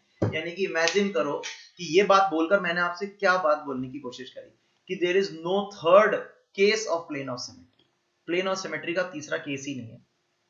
यानी कि जब भी प्लेन ऑफ सिमेट्री देखनी हो, अगर ये दो केस मिल जाएं, ये मिल जाए या ये केस मिल जाए, तो प्लेन ऑफ सिमेट्री है। अदरवाइज अगर ये दोनों एब्सेंट हो, इसका मतलब प्लेन ऑफ सिमेट्री नहीं है, ऑप्टिकल आइसोमेरिज्म देखना है। तो कहिए शुरुआत करें हम लोग, पहला नंबर से शुरुआत करते हैं। इसके अंदर हम हेडिंग इस तरह से पढ़ेंगे, पहले number monodentate ligand, monodentate ligand से, क्योंकि बहुत सारे होते हैं इसके अंदर डेंटेड लिगेंड्स, तो हेडिंग डाल के पढ़ेंगे मोनोडेंटेड लिगेंड्स में। पहला नंबर आता है Ma6। मुझे लगता है कि Ma6 मुझे बताने की जरूरत नहीं है, सारे एटम सेम हैं, तो क्या यहाँ पर ज्योमेट्रिकल आइसोमेरिज्म भी नहीं मिलेगा और ऑप्टिकल आइसोमेरिज्म भी नहीं मिलेगा, या फिर आपको मेरी इसमें कुछ जरूरत है इस बात को बताने? क्लियर है सर। ये क्लियर है। Ma5b में भी ज्योमेट्रिकल आइसोमेरिज्म भी नहीं मिलेगा और ऑप्टिकल आइसोमेरिज्म भी नहीं मिलेगा, वो क्लियर होना चाहिए।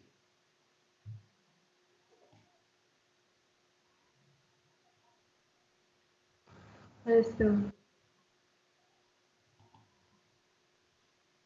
सभी को क्लियर हो गई मेरी ये बात? Yes sir. Yes sir. Third number example पे चलने वाला हूं। थर्ड नंबर एग्जाम्पल है Ma4b2। Ma4b2 क्या बता सकते हो Ma4b2 में क्या क्या पॉसिबिलिटी होगी? मैंने यहां बनाने की कोशिश करी, 1 2 3 4 5 और 6। जो लेस अमाउंट में होता है ना उसके हिसाब से देखना इजी रहता है। तो मैंने यहां पर लगा दिए बी और बी को सिस पर, और बाकी सब जगह पर ए और ए लगा दिए। दूसरी पॉसिबिलिटी मेरे पास हो गई, मैंने यहां पर बी और बी को ट्रांस पे लगा दिया। ये मैंने बी और बी को ट्रांस पे लगा दिया, और बाकी सब जगह पर मैंने लगा दिए ए और ए। डन। अब प्लेन ऑफ सिमेट्री ढूंढते हैं। चलो ढूंढो प्लेन ऑफ सिमेट्री। बताओ पहले वाले के थ्रू प्लेन ऑफ सिमेट्री है या नहीं? है सर। किसको देखा तूने?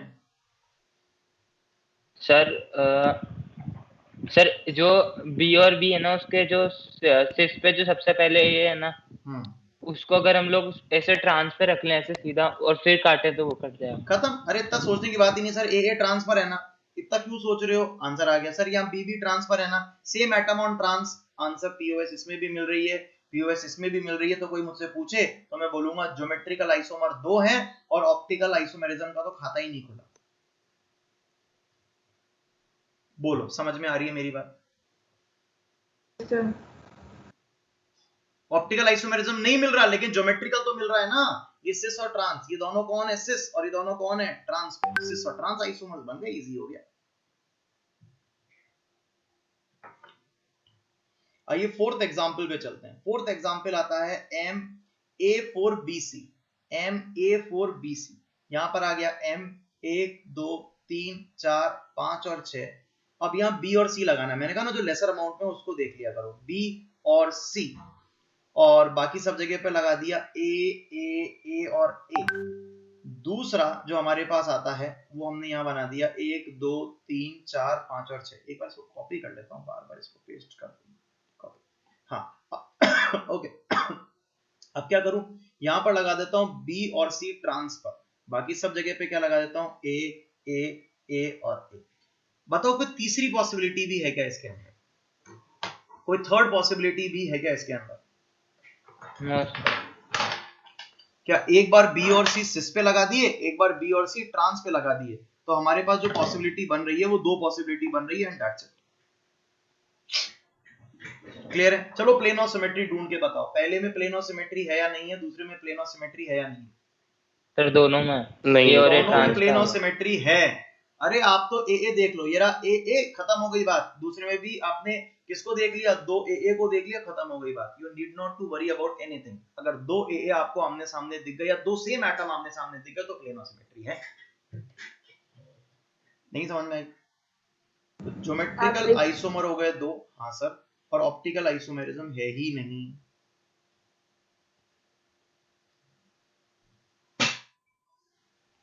क्या मैं थर्ड एग्जांपल पे चल सकता हूं? Yes yes. मैं नेक्स्ट एग्जांपल नंबर 5 पे चलता हूं, और वो आता है MA4 का मामला सेट हो गया। A3 पर आता है। A3 सबसे पहले B3 से स्टार्ट करते हैं, प्लस माइनस है, एंड दिस इज इंपॉर्टेंट। ये जो एग्जांपल है दिस इज इंपॉर्टेंट, इसकी अपनी एक अलग इंपॉर्टेंस है। क्या इंपॉर्टेंस है समझाता हूं। अभी मैं यहाँ नहीं लिखूंगा, तो मैं तो आके यहाँ बैठ जाता हूँ, और वहां पे पूरा मैदान खाली है, वहां समझाता हूँ। जरा बोर्ड पर देखते जाओ। पहले तो इसका जो हमारा मकसद, इसके लिए हम इसको पढ़ रहे हैं, वही देख लेते हैं। 1 2 3 4 5 और 6। यहां पर आ गया ए, यहां आ गया ए, और यहां आ गया ए। क्या मैंने तीनों ए को सिस पे लगा दिया? यस बोलो। Yes sir. Yes sir. दूसरा जो हमारे पास आता है, अब बचे बी, तो मैंने यहां लगा दिया बी और बी। ये तीनों जगह मैंने बी लगा दिया। दूसरे वाले केस में मैंने ए के सामने ए लगा दिया, तो ये हो गया ट्रांस। बताओ तीसरे ए को तो मुझे कहीं ना कहीं एक जगह लगाना है, तो क्या वो इन दोनों ए से सिस पर ही होगा? क्या ये जो तीसरा ए रेड वाला है, क्या ये इससे भी सिस पर है, इससे भी सिस पर है? हाँ या ना? हाँ सर। ठीक है। अब बचा बी, तो बी को कहां लगा दूं? कहीं पे भी तीन जगह बी को लगा देता हूं। तो पहले वाले केस के अंदर तीनों ए सिस पर, जबकि और तीनों बी भी सिस पर। दूसरे वाले केस में एक ए ट्रांसफर और एक बी ट्रांसफर। बोलो तीसरी कंडीशन क्या बना हुआ? तीसरी कंडीशन क्या बताऊं, तीसरी कंडीशन क्या बनाऊं मैं? सर नहीं बनेगी नहीं सर। नहीं बनेगी।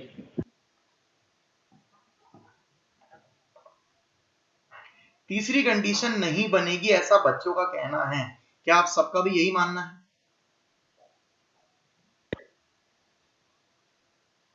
बोलो। Yes, हाँ sir. सर।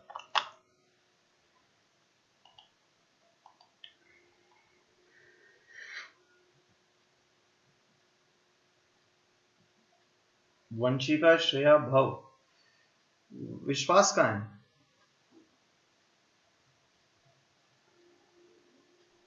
यशस्वी की तो तबीयत खराब है, विश्वास कहाँ है? विश्वास अभी तो था स्टार्टिंग।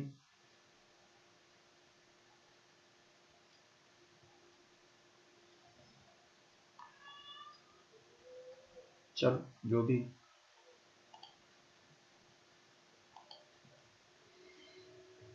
अब अगर मैं यहां पर अपना काम पहले खत्म करते हैं, क्या इसको सिस आइसोमर कह सकते हैं? हाँ सर। और इसको ट्रांस आइसोमर कह सकते हैं? हाँ सर। ये तो क्लियर। प्लेन ऑफ सिमेट्री भी ढूंढने का काम कर दो मेरे लिए जल्दी से। क्या यहाँ प्लेन ऑफ सिमेट्री, यहाँ प्लेन ऑफ सिमेट्री, जल्दी से बताओ। हाँ सर, दोनों में है सर। क्या सेकंड वाले में तो दिख रही है ना, ए और ए अपोजिट है, काम हाँ खत्म हो सर। गया। फर्स्ट वाले में आपको प्लेन ऑफ सिमेट्री कैसे दिखी? सर ए और बी को ट्रांसफर रख के, और जो दो ए साइड में हो गए और दो साइड में, तो कट ही जाएगी। अरे भाई ये नोट 2 काम कर, नोट 3 काम कर गया यहाँ पे। तो नोट 3 में क्या था कि ये दोनों सेम है, ये दोनों सेम ऐसे हैं, तो क्या प्लेन ऑफ सिमेट्री कट जाती है? यही तो था नोट 3 में। नहीं समझ आया? हाँ सर। हो गया। तो एक पक्की बात हो गई कि ज्योमेट्रिकल आइसोमर्स तो हो गए 2, और optical isomer cross, optical isomerism ही नहीं मिल रहा है। यहां तक तो क्लियर हो गया। सर आपने इसको इंपॉर्टेंट बोला, तो आखिर इसकी इंपॉर्टेंस क्या है? वो है इसकी एक नई टर्मिनोलॉजी, एक डिफरेंट टर्मिनोलॉजी। वो टर्मिनोलॉजी क्या है? बोर्ड पर जरा ध्यान से इस टर्मिनोलॉजी को सीखने की कोशिश करना। ये टर्मिनोलॉजी समझाने की कोशिश करता हूं। यहां पर कुछ एक नई तरह की पोजीशंस या नई तरह की एक अपीयरेंस हमें देखने को मिलती है। ये ए और ए जो है, ये एक दूसरे से कुछ इस तरह से अटैच्ड है।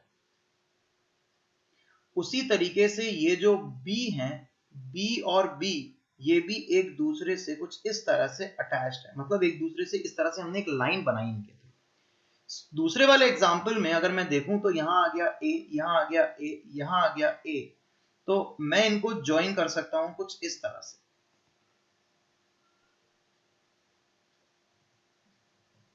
और वैसे ही यहां अगर मैं देखूं तो बी और बी, मैं इनको ज्वाइन कर सकता हूं इस तरह से। सर ये आप क्या, मतलब स्टाइल क्या बनाना चाह रहे हैं? मैं दिखाता हूं इसको मॉडल के अंदर, आपको इसकी फील बहुत शानदार आ जाएगी।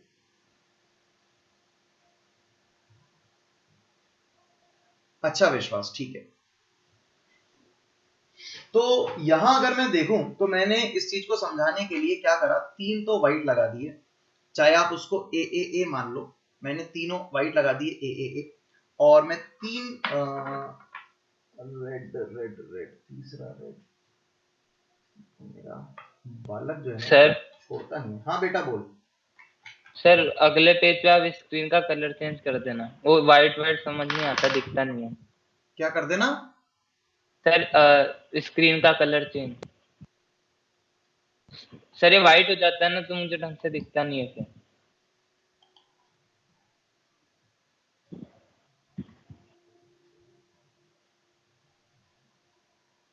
अब हाँ सर, अब दिखना।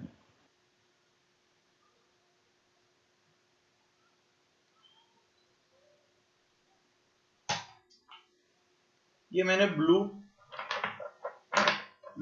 और ब्लू लगा दिया।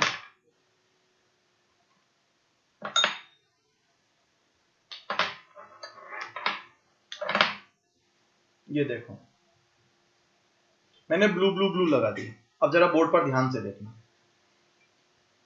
ये जो तीनों लगा रखे हैं मैंने, व्हाइट और व्हाइट, क्या ये इक्विलेटरल ट्राइंगल बना रहे हैं?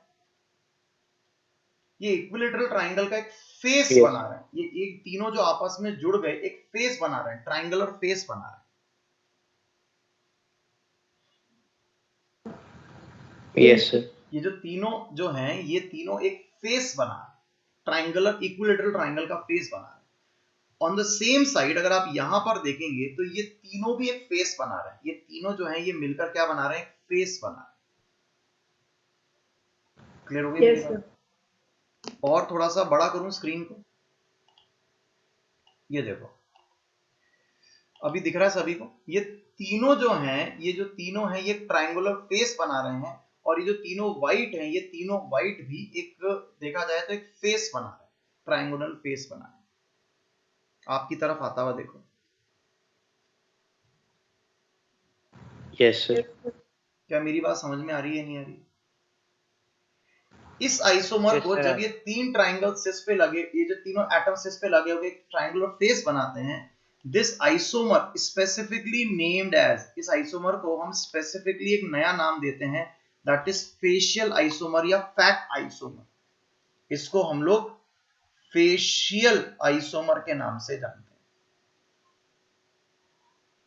हैं। अब मैं दूसरा आइसोमर बनाने जा रहा हूं। दूसरा आइसोमर क्या बनाने जा रहा हूं, जरा बोर्ड पर ध्यान से देखना। मैंने इसको हटाया यहां पे से, इसको लगा दिया यहां और इसको लगा दिया यहां। अब बोर्ड पर ध्यान से देखना, इधर देखो, क्या ये व्हाइट व्हाइट और व्हाइट क्या एक सेमी सर्कल बना रहे हैं? यहां से यहां पर आता हुआ सेमी सर्कल। और वैसे ही ये ब्लू ब्लू और ब्लू, क्या ये भी एक सेमी सर्कल बना रहे हैं? Yes, yes sir. सर।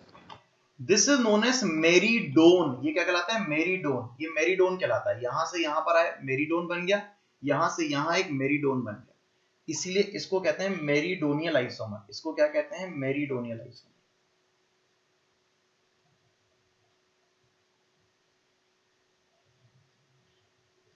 इसको FAC और MER, फैक आइसोमर और मर आइसोमर भी कहते हैं। इट इज नॉट मैंडेटरी कि यहां पर AAA BBB के हिसाब से ही आप देखो, और ये मोनोडेंटेड है, यहां बाइडेंटेड भी हो, लेकिन सेम एटम्स अगर इस तरह से लगे हों और सेम एटम इस तरह से लगे हों तो इसको मेरीडोनियल कह देना।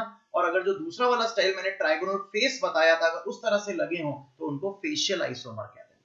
क्या बताओ मेरी बात समझ में आ रही है या नहीं? Yes, sir. This is the importance of Yes, this sir. Concept. क्या मेरी बात सभी बच्चों को समझ में आ गई? चलिए 6 नंबर पे चलते हैं। 6 इंपॉर्टेंट अगला नंबर पे चलते हैं। MA3B3 मैंने पढ़ा, अब आता हूं MA3B2C पर। MA3B2C पर आता हूं। और भाई साहब अब मैं अपने आप को साइज कम करके यहां बिठा देता हूं, ठीक है। आइए सीखते हैं। तो यहां आ गया 1 2 3 4 5 और 6। इस जगह पर मैंने लगा दिए पहले ए और ए को सिस पर, ए को सिस पे लगा दिया। अब बचा मेरे पास बी को कहां लगाऊं? क्या बी को मैं लगा दूं BBC?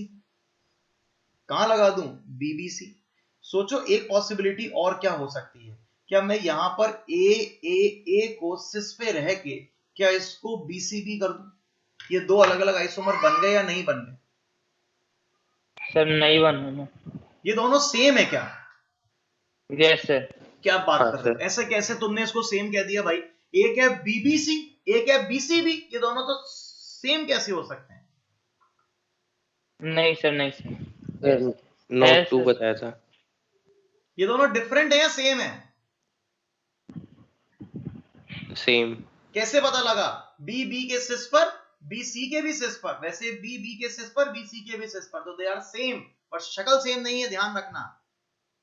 तो इस बात का हमेशा ख्याल रहे कि दिखने में और होने में फर्क है। तो हम दूसरा आइसोमर, अब बताओ, मैंने ए को सिस पे रख के BBC लगा दिया, क्या और कोई पॉसिबिलिटी है क्या? नहीं है। तो हम यहाँ पे चलते हैं और ए को ट्रांस पे लगाते हैं और तीसरे ए को यहां लगाते हैं। ये मैंने अगला आइसोमर बनाने की चालू कर दी कहानी। अब बी और बी को लगाते हैं। क्या बी और बी को हमने लगा दिया सिस पर, बी और बी को हमने लगा दिया सिस पर और सी यहां ले लिया। दूसरी पॉसिबिलिटी क्या हो सकती है, बोलो मेरा बेटा? दूसरी पॉसिबिलिटी सर और बी क्या और हो बी सकती को है? ट्रांसफर लेके सी को ए और ए शिफ्ट को करो। अभी भी मैं ट्रांसफर रहने दूं, ए को तो ऐसे ही रहने दूं, लेकिन अब की बार बी और बी का क्या करूं? क्या बी और बी बी और को बी भी को ट्रांस पे ले लूं और सी को यहां ले लूं? हाँ या ना? दोनों के बीच में डिफरेंस क्लियर हो रहा है या नहीं हो रहा है? Yes sir. Very very nice मेरा बेटा। जल्दी से मुझे यहाँ प्लेन ऑफ सिमेट्री और यहाँ प्लेन ऑफ सिमेट्री के बारे में जानकारी दे दीजिए। दोनों में है। दोनों में प्लेन ऑफ सिमेट्री होने का कारण बता दीजिए। सर ये और ट्रांसपेरेंट। क्या हमको सिर्फ इतना सा देख लेना है, जब भी दो सेम एटम ट्रांस पे होंगे तो प्लेन ऑफ सिमेट्री होगी, उसके अलावा टेंशन लेने की जरूरत ही नहीं है, वरी करने की जरूरत ही नहीं है। पहले वाले में बताओ प्लेन ऑफ सिमेट्री है या नहीं है? सर नहीं है। है सर।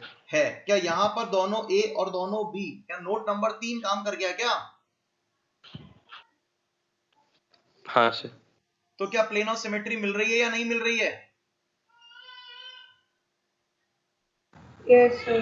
मिल रही। अगर मिल रही है तो मैं वापस से आंसर बोलता हूं, ज्योमेट्रिकल आइसोमर 3 और ऑप्टिकल आइसोमेरिज्म का खाता ही नहीं खुला है। बोलो मेरा बेटा समझ में आ गया या नहीं आ गया? यस सर आ गया। Yes, sir. Yes sir. 7 number मेरे पास आता है MA3, A3 है।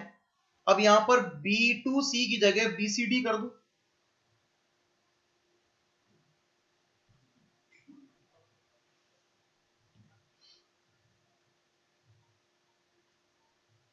और अब मैं करके ला रहा हूं इसको कॉपी और इसको कर रहा हूं पेस्ट। सर आप कितने आलसी हो ना सर, आप है ना मतलब वही कॉपी पेस्ट करते रहते हो। नहीं, मैं आलसी नहीं, मैंने ऐसा करा तो उसके पीछे मेरा बहुत बड़ा मकसद था, आपको ये समझा देना कि आप सीक्वेंस को मेंशन करें, सीक्वेंस को मेंटेन करें। जैसे कि मैंने बहुत रैंडम नहीं चला, मैं बिल्कुल सिंपल चला। पहले मैंने ए को सिस पे रख के सारी पॉसिबिलिटीज एक्सप्लोर कर ली, फिर ए और ए को ट्रांस पे रख के मैंने सारी पॉसिबिलिटीज एक्सप्लोर कर ली। तो you have to do this also.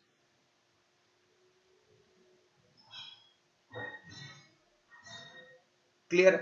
अब यहां पर मेरे पास आ गया MA3BCD, तो MA3 तो मैंने A3 की जगह रहने दिया, A रहने दिया, और यहां पर BCD है ना, तो मैंने BCD लगा दिया। लो मैंने लगा दिया BCD। यहां क्या कर दूं, यहां लगा दूं ओके, यहां लगा दूं C, यहां लगा दूं D। तो एक आइसोमर क्या BCD की जगह BDC और CDB भी बन जाएगा क्या? No sir. या they are same? Same. They are same. Same. मैं सेकंड पॉसिबिलिटी पे चला, जहां पर मेरे पास ए और ए आया, कहां पर? ट्रांस पे। ए और ए कहां पर आए? ट्रांस पे। ये पॉसिबिलिटी देखनी है, पहले जो दिख रहा है उसकी पॉसिबिलिटीज को सीखेंगे, बाद में आगे बढ़ेंगे। इसको अभी साइड में कर देते हैं, पहले इधर बात करते हैं। और मेरे पास है BCD, BCD मेरे पास है। इन BCD को चेक करते हैं। आइए BCD को देखते हैं कैसे आप आंसर कर पाएंगे। सबसे पहले आप क्या मानते हैं क्या करूं मैं? तो मैंने क्या कर दिया, B को यहां लगा दिया और C को इसके ट्रांस पे लगा दिया, बचा D छोड़ दिया।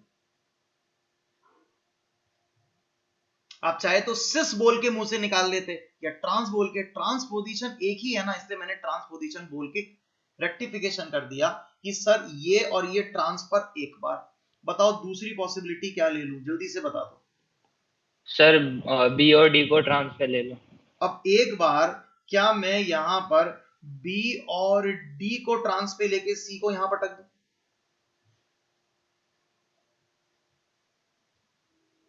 हाँ सर। तो बताओ एक पॉसिबिलिटी और क्या बच गई? सर सी और डी को ट्रांसफर। एक पॉसिबिलिटी और क्या बच गई है? तीसरी पॉसिबिलिटी मेरे पास बच गई है, C और D को ट्रांस पे लेके B को बाहर कर देता हूं। पक्का? डन। अब जल्दी से मुझे बता दो, इसमें POS, इसमें POS और इसमें POS, तीनों में जल्दी से मुझे POS बता दो, है या नहीं? सर तीनों में। क्या तीनों में POS है या नहीं है? क्या इसमें POS है? Yes sir. इसमें POS है? Yes sir. इसमें POS है? Yes sir. अरे वाह, तीनों में प्लेन ऑफ सिमेट्री है। क्या बताइए मेरी बात समझ में आ रही है या नहीं आ रही है? बताइए पहले वाले में प्लेन ऑफ सिमेट्री है या नहीं है? नोट नंबर 2 और नोट नंबर 3 दोनों को चेक करो। पहले नोट नंबर 2 को चेक करो, जिसमें ए और ए अपोजिट होने चाहिए, सेम दो एटम्स अपोजिट डायरेक्शन में होने चाहिए, ट्रांस पे होने चाहिए। क्या नोट नंबर 1 काम कर रहा है या नहीं? नहीं सर। नोट नंबर 1 यहां पर काम नहीं कर रहा है, दिस इज ऑब्वियस दिख रहा है। नोट नंबर 2 को ढूंढो, नोट नंबर 2 काम कर रहा है क्या? नहीं सर। यहां पर नोट नंबर 2 भी काम नहीं कर रहा है, यानी कि प्लेन ऑफ सिमेट्री नहीं है। क्या बताओ, खाता खुल गया ऑप्टिकल आइसोमेरिज्म का? क्या आपको पहला एग्जांपल मिला इसके अंदर आपको ऑप्टिकल आइसोमेरिज्म देखने को मिला? यस या नो? Yes sir. अब क्या यस सर। असली कहानी और अब सीखने की है वो देखो जरा बोर्ड पर ध्यान से, कुछ सिखाने जा रहा हूं, सभी बच्चे को बहुत मन लगा के मेरी बात को सुनना पड़ेगा। मैंने आपसे पूछा ज्योमेट्रिकल आइसोमर्स बताओ, बताओ ज्योमेट्रिकल आइसोमर्स कितने दिख रहे हैं? सर 4। 4, very good. बताओ ऑप्टिकल आइसोमर्स कितने दिख रहे हैं? सर 2। ऑप्टिकल 2 आइसोमर्स कितने दिख रहे हैं? सर 2। ऑप्टिकल आइसोमर्स आपको 2 दिख रहे हैं और मुझे ऑप्टिकल आइसोमर्स 5 दिख रहे हैं।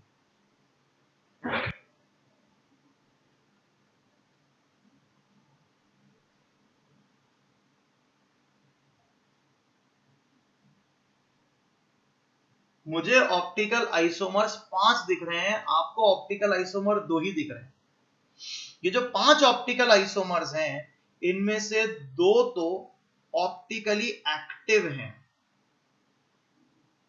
और 3 जो हैं वो ऑप्टिकली इनएक्टिव हैं।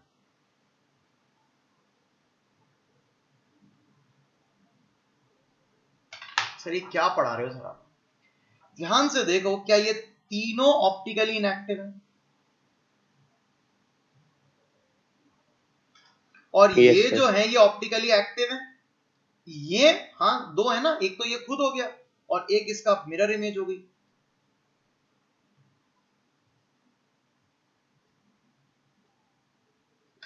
सर तो आप इनको गिनो ना, इनको क्यों गिन रहे हो? क्यों नहीं गिनूंगा, मेरा फर्ज है उसको गिनना, मैं उसको भी गिनूंगा, मैं उसको क्यों गिन रहा हूं?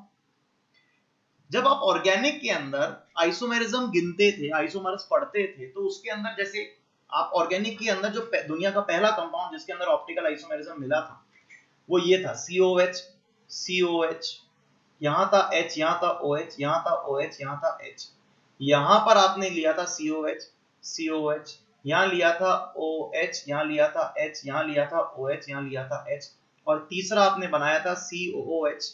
मेरे पीछे छूट गया, मैं नीचे आ रहा हूं, अभी रुक जाओ। OH और OH और H और H, ये था, आपने यही पढ़ा था। दुनिया का पहला कंपाउंड टार्ट्रिक एसिड, ये टार्ट्रिक एसिड होता है जिसके अंदर सबसे पहले ऑप्टिकल आइसोमेरिज्म को देखा गया था। अब ये दोनों ऑप्टिकल एक्टिव है और ये इनएक्टिव है, क्या ये भी जानते हो? ऑप्टिकल ये कैसे हैं? एक्टिव, और ये ऑप्टिकल कैसा है? इनएक्टिव। क्यों ये ऑप्टिकल इनएक्टिव है? क्योंकि इसके थ्रू आपको यहाँ एक प्लेन ऑफ सिमेट्री देखने को मिलती है। अरे हाँ या ना? तो ये ऑप्टिकल इनएक्टिव है। अब आपसे मैं पूछता हूँ ऑप्टिकल आइसोमर बताओ, तो आप 3 बताते हो। आप ये बोलते हो कि एक तो ऑप्टिकल इनएक्टिव और 2 ऑप्टिकल एक्टिव, बताते हो कि नहीं बताते? तो मैंने अभी और क्या करा है, मैंने यही तो एक्टिव और इनएक्टिव दोनों बता दो दिए। आप यहां पर 5 ही आंसर बोलोगे ना, कैसे बोल सकते हो आंसर 2? आप सिर्फ एक्टिव को कैसे गिन सकते हो? आइसोमर तो क्या होते हैं सर? लेकिन वो तो सर ज्योमेट्रिकल है ना, वो ऑप्टिकल थोड़ी है। नहीं नहीं नहीं, समझो मेरी बात, वो उसके ज्योमेट्रिकल हैं, लेकिन वो ज्योमेट्रिकल आइसोमर का स्पेस ओरिएंटेशन डिफरेंट है विद इनएक्टिविटी। सो वो उसके तो आइसोमर ही कहलाएंगे ना, वो इनएक्टिव है और वो एक्टिव है।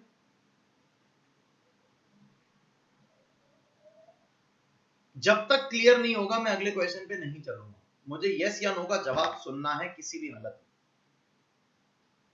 सर ऑर्गेनिक में भी डाउट था कि हम 3 क्यों गिन लेते हैं उन्हें? ऑप्टिकल एक्टिविटी का क्या मतलब है, यहां हम वापस से चलते हैं और इस डायग्राम पे वापस से आ जाते हैं। ऑप्टिकल एक्टिविटी का क्या मतलब था? ऑप्टिकल एक्टिविटी का मतलब था कि कोई ना कोई डेविएशन आए। अब एक कंपाउंड है दुनिया में मिल रहा है जो कि लाइट से डेविएट हो रहा है, दुनिया में सेम कंपाउंड मिल रहा है जो कि लाइट से डेविएट नहीं हो रहा है, सब कुछ सेम है, तो क्या इन दोनों में एक एक्टिव और एक इनएक्टिव है? तो एक दूसरे के साथ रिश्ता क्या हो गया? ऑप्टिकल आइसोमर्स का। द वर्ड ऑप्टिकल डिफरेंस को पकड़ो। ऑप्टिकल डिफरेंस होने का मतलब राइट और लेफ्ट घुमाना भी डिफरेंस है, घुमाना और नहीं घुमाना भी डिफरेंस है, एक्स डिग्री और वाई डिग्री से घुमाना भी डिफरेंस है। ऑप्टिकल डिफरेंस वर्ड का मतलब क्या है? ऑप्टिकल डिफरेंस वर्ड का मतलब है चाहे एक एक्टिव होना इनएक्टिव होना, दोनों एक्टिव होना, एक राइट एक लेफ्ट, दोनों राइट में एक्टिव होना, एक एक्स डिग्री से होना एक वाई डिग्री से होना, ये सभी ऑप्टिकल डिफरेंसेस हैं and these are optical isomers of each other. आपको मालूम है ग्लूकोज जो होता है उसमें 6 कायरल सेंटर होते हैं। आप लोगों ने ग्लूकोज का स्ट्रक्चर देखा होगा, 1 2 3 4 कायरल सेंटर होता है। मैं गलती से मुंह से बोल गया। CHO, यहाँ आ गया OH H, यहाँ आ गया H OH, यहाँ आ गया OH H, यहाँ आ गया OH H, यहाँ आ गया CH2OH। इस तरह के स्ट्रक्चर में ये कायरल सेंटर, ये कायरल सेंटर, ये कायरल सेंटर, ये कायरल सेंटर। ऑर्गेनिक में पढ़ा है आपने, तो आपने 2 की पावर 4 लगा दी और आंसर आ गया 16। आपने लगा 16 आइसोमर्स, ये आंसर आया। इसमें से 8 जो है वो D फॉर्म है और 8 जो है वो L फॉर्म है। इसका मतलब क्या है कि 8 आइसोमर्स लाइट को राइट डायरेक्शन में घुमा रहे हैं, प्लेन पोलराइज्ड लाइट के वाइब्रेशंस को, और 8 लेफ्ट में घुमा रहे हैं, है या ना? यस या नो? हाँ मैं जो बोलने जा रहा हूं वो सुनना। एक है x डिग्री राइट, एक है -x डिग्री लेफ्ट, एक है y डिग्री राइट, एक है -y डिग्री लेफ्ट, एक है z डिग्री राइट, एक है -z डिग्री लेफ्ट। और ऐसे करके मैं 8 इधर बना देता हूं, 8 इधर बना देता हूं। जरा मुझे बताना, ये भाई साहब इस भाई साहब के क्या लगेंगे? x डिग्री राइट और y डिग्री राइट, ये दोनों एक दूसरे के क्या लगेंगे? क्या ये भी ऑप्टिकल आइसोमर्स है या नहीं एक दूसरे के? Optical isomer. वैसे इनको आप लोगों ने वर्ड सीखा था डाइस्टीरियोमर्स। आप इनके लिए वर्ड क्या काम में लेते थे? Diastereomers, because they are not mirror images. मेरे तो बोल ही नहीं रहा हूं डाइस्टीरियोमर वर्ड, मैं तो आपको ये कह रहा हूं कि दोनों एक दूसरे के ऑप्टिकल आइसोमर्स हैं या नहीं। है सर। ऑप्टिकल आइसोमर्स वो होते हैं जिनकी डिफरेंट ऑप्टिकल एक्टिविटी होती है। क्या बोला मैंने? जिनकी डिफरेंट ऑप्टिकल एक्टिविटी होती है। यस या no? Yes yes sir. Sir. एक बच्चे ने मुझ पर इस पे सवाल किया। मैंने कहा बोल भाई। बोला सर देखो CH3 C double bond CH3 और H ये सिस है। मैंने कहा हाँ sir, CH3 C double bond C single bond, यहाँ पर सर मैं H लगा देता हूँ, यहाँ CH3 और यहाँ H लगा देता हूँ। सर ये ट्रांस है और ये सिस है। सर दोनों ऑप्टिकल इनएक्टिव है। मैंने कहा तो सर एक दूसरे के ऑप्टिकल आइसोमर्स होंगे कि नहीं होंगे? नहीं होंगे। अगर एक एक्टिव एक इनएक्टिव होता तो मैं बोलता कि यहाँ ऑप्टिकल आइसोमेरिज्म का खाता खुला, ऑप्टिकल आइसोमेरिज्म मिला, तब जाकर हम इनको एक को एक्टिव एक को इनएक्टिव कहते हैं, या फिर दोनों को एक्टिव कहते हैं, दोनों को इनएक्टिव भी कह सकते हैं। लेकिन इनका कोई नेचर में इसी स्ट्रक्चर वाला कोई ना कोई एक्टिव होता तब अपन ऐसा बोलते। जैसे कि यहां पर ये भाई साहब, इस भाई साहब के दोनों एक दूसरे के ऑप्टिकल आइसोमर्स भी हैं। क्यों सर? दोनों तो इनएक्टिव हैं। अरे दोनों इनएक्टिव हैं वो तो ठीक है, लेकिन इनका कोई ना कोई रिश्तेदार एक्टिव भी है, तो यानी कि they are certified optical active, मतलब ऑप्टिकल आइसोमर, बिकॉज इनका कोई बिरादरी वाला ऑप्टिकल आइसोमेरिज्म शो कर रहा है।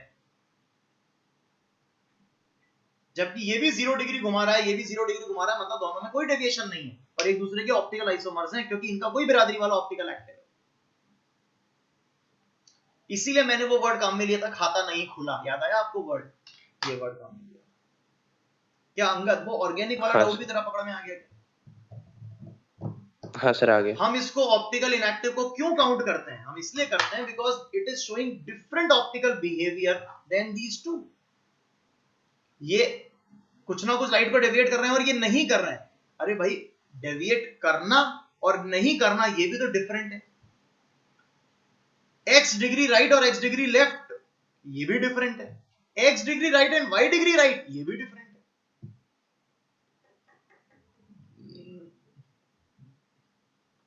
हाँ सर। नहीं समझ में आई मेरी कहानी? आ गई? जल्दी से मुझे इस एग्जांपल में टोटल स्टीरियो आइसोमर्स बता दो कि टोटल स्टीरियो आइसोमर्स कितने होंगे।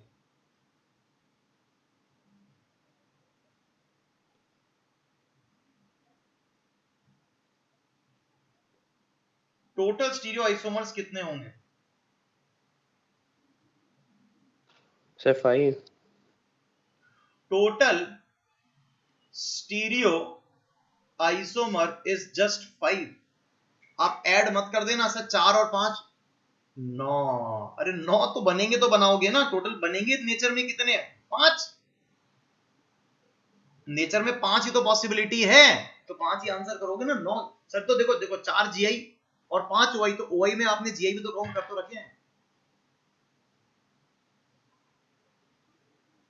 हाँ सर। अभी भी समझ में नहीं आया या आ गया? सर आ गया। विश्वास भाई, अब तुम किधर ऑनलाइन हो? यूट्यूब पे ऑनलाइन हो, किधर ऑनलाइन हो? क्योंकि ना मुझे वहां तुम दिख रहे हो, ना तुम मुझे यहां दिख रहे हो।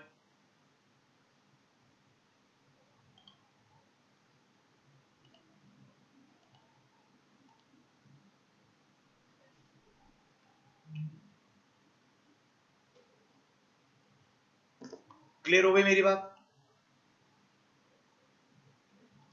Yes sir. फंडा क्लियर हुआ या नहीं हुआ? Yes sir. यस सर, हो गया। 8 नंबर पे चलता हूं। 8 नंबर पे, 8 नंबर मेरे पास आता है एम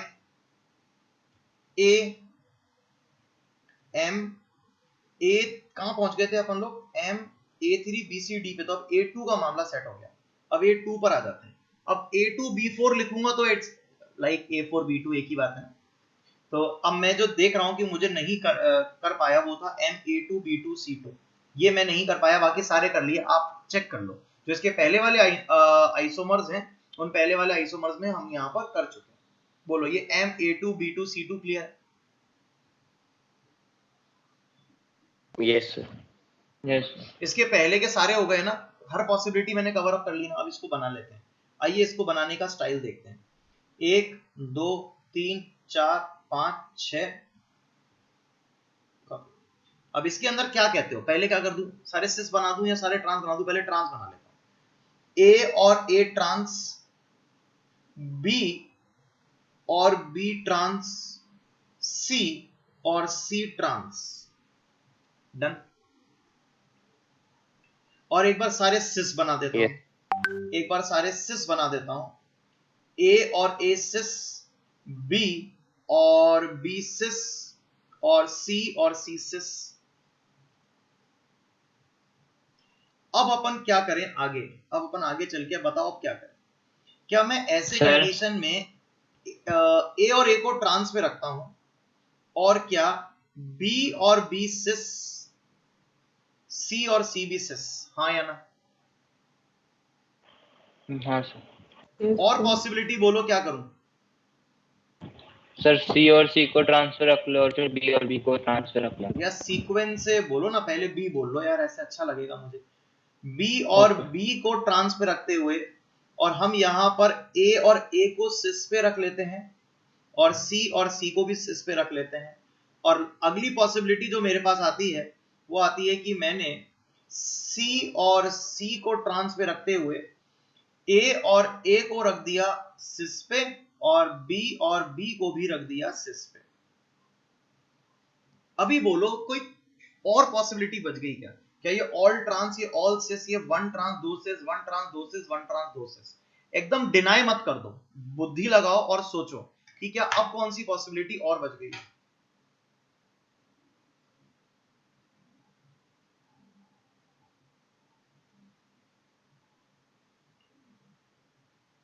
अब और कौन सी पॉसिबिलिटी बच गई है?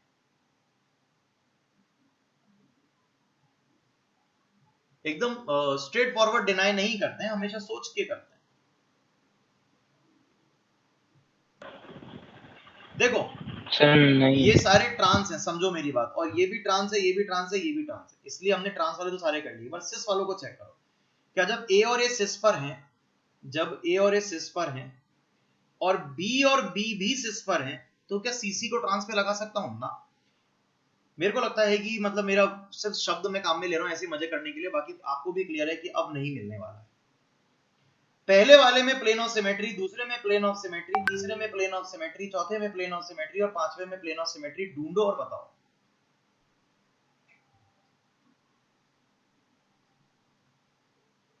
पहले में है सर। है है सर। सर। दूसरे में नहीं है सर। बोलो। नहीं है सर। नहीं है। तीसरे में? है सर। है सर। चौथे में? है सर। ये पांचवे में? Yes sir. क्लियर है? अब जल्दी से मुझे इस सभी के बेसिस पे ज्योमेट्रिकल और ऑप्टिकल आइसोमर्स का काउंट बता रहा है कौन? Sir 6 total.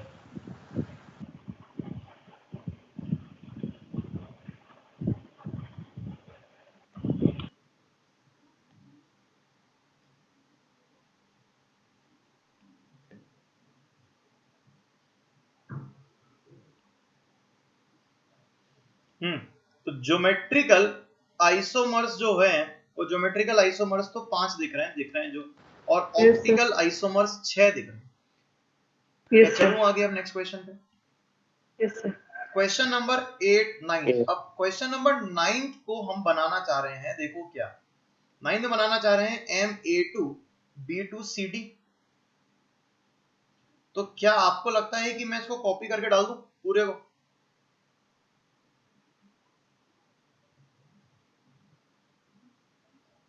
क्या कहते हो? कॉपी और पेस्ट कर दिया मैंने तो। नहीं सर।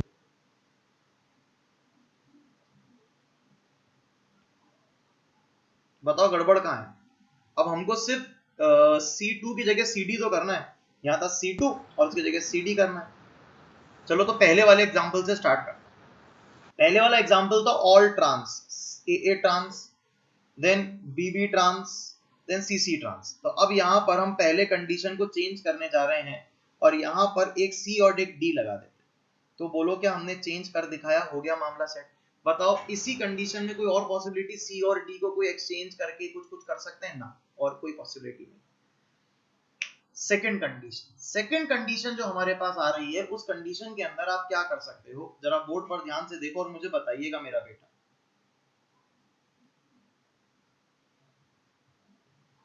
इसमें मैंने यहां पर इसकी जगह पर D कर दिया। क्या आपको दिख रहा है मैंने चेंज कहां किया? हाँ सर। अब ये जो C और D मैंने किया, ये जो मैंने C और D किया, क्या बताओ इसमें एक पॉसिबिलिटी और है क्या? Yes sir. क्या पॉसिबिलिटी, जल्दी से बता दो। सर DC कर दो। मैंने यहां पर ऊपर की तरफ और नीचे की तरफ जो चेंजेस करे हैं, इसके कहने पर वो ये करे हैं, इसने कहा कि सर एक काम करो, यहां पर D कर दो और यहां C कर दो। बताइए क्या ये सही कह रहा है या ये गलत कह रहा है? नो सर, गलत है। क्यों? एक ही बात है, चाहे C और D हो हाँ चाहे सर। D और C हो, एक ही बात है सर हाँ। रुक जा एक मिनट अंगद, बोलो क्या एक ही बात है क्या? मैं बताता हूँ एक ही बात नहीं है। हाँ बोल अंगद, क्या कह रहा था? सर मैं नहीं कह रहा था, बहुत कह रहा था। C के सामने B और यहां पर C के सामने A, आर दे डिफरेंट और they same? Different. And therefore these two isomers are different isomer, not same isomers.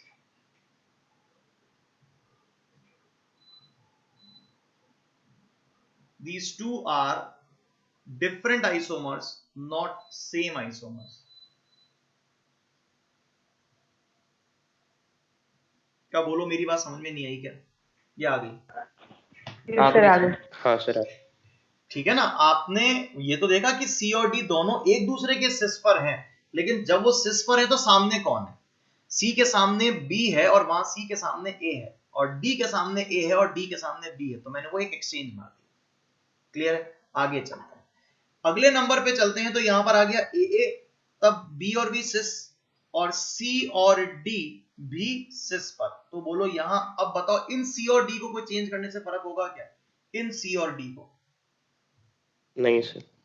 कोई फर्क नहीं पड़ेगा, क्योंकि अगर इन C और D को उल्टा भी कर दूंगा तो सामने तब BB ही रहेगा।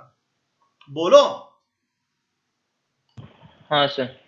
आगे चलते हैं, अगले वाले एग्जाम्पल में अगर मैंने अब की बार यहां पर ऐसी कंडीशन में इसको D बना दिया, तो बताओ इसमें कोई फर्क आएगा क्या? C और D यहां पर आपको दिख रहा है, तो अगर मैंने इन C और D को उल्टा कर दिया तो सामने AA ही रहेगा। Yes sir. Are they different Yes, और sir. They same? Same. Same. आखिरी वाले में आप जरा ध्यान दीजिएगा, मैंने यहाँ C और D में, आखिरी वाले में C और D में, बताओ यहाँ C और D को उल्टा कर दूं, ऊपर D नीचे C ला दूं, तो कोई फर्क? No sir. नहीं सर। डन। अब प्लेन ऑफ सिमेट्री ढूंढने जाते हैं। चलो प्लेन ऑफ सिमेट्री ढूंढो। यहां तो क्लियर है, मुझे भी दिख रहा है प्लेन ऑफ सिमेट्री है, यहां पर भी प्लेन ऑफ सिमेट्री है और यहां पर भी प्लेन ऑफ सिमेट्री है। क्या इसके आखिरी वाले में प्लेन ऑफ सिमेट्री दिख रही है आप लोगों को? ये वाले में? Yes sir. नोट नंबर 3 से देख ली एक तरीके से, ऐसा मान। पहले वाले में भी मुझे A और A दिखते ही प्लेन ऑफ सिमेट्री मिल गई। बताओ यहां प्लेन ऑफ सिमेट्री नहीं मिलेगी, यहां प्लेन ऑफ सिमेट्री नहीं मिलेगी। इज दिस क्लियर और नॉट? Yes sir, clear. अरे Yes, भाई sir. इनके पेरेंट में ही प्लेन ऑफ सिमेट्री नहीं मिली, ये तो उसका भी डेरिवेटिव है, तो यहाँ तो पक्की बात है कि प्लेन ऑफ सिमेट्री नहीं मिली।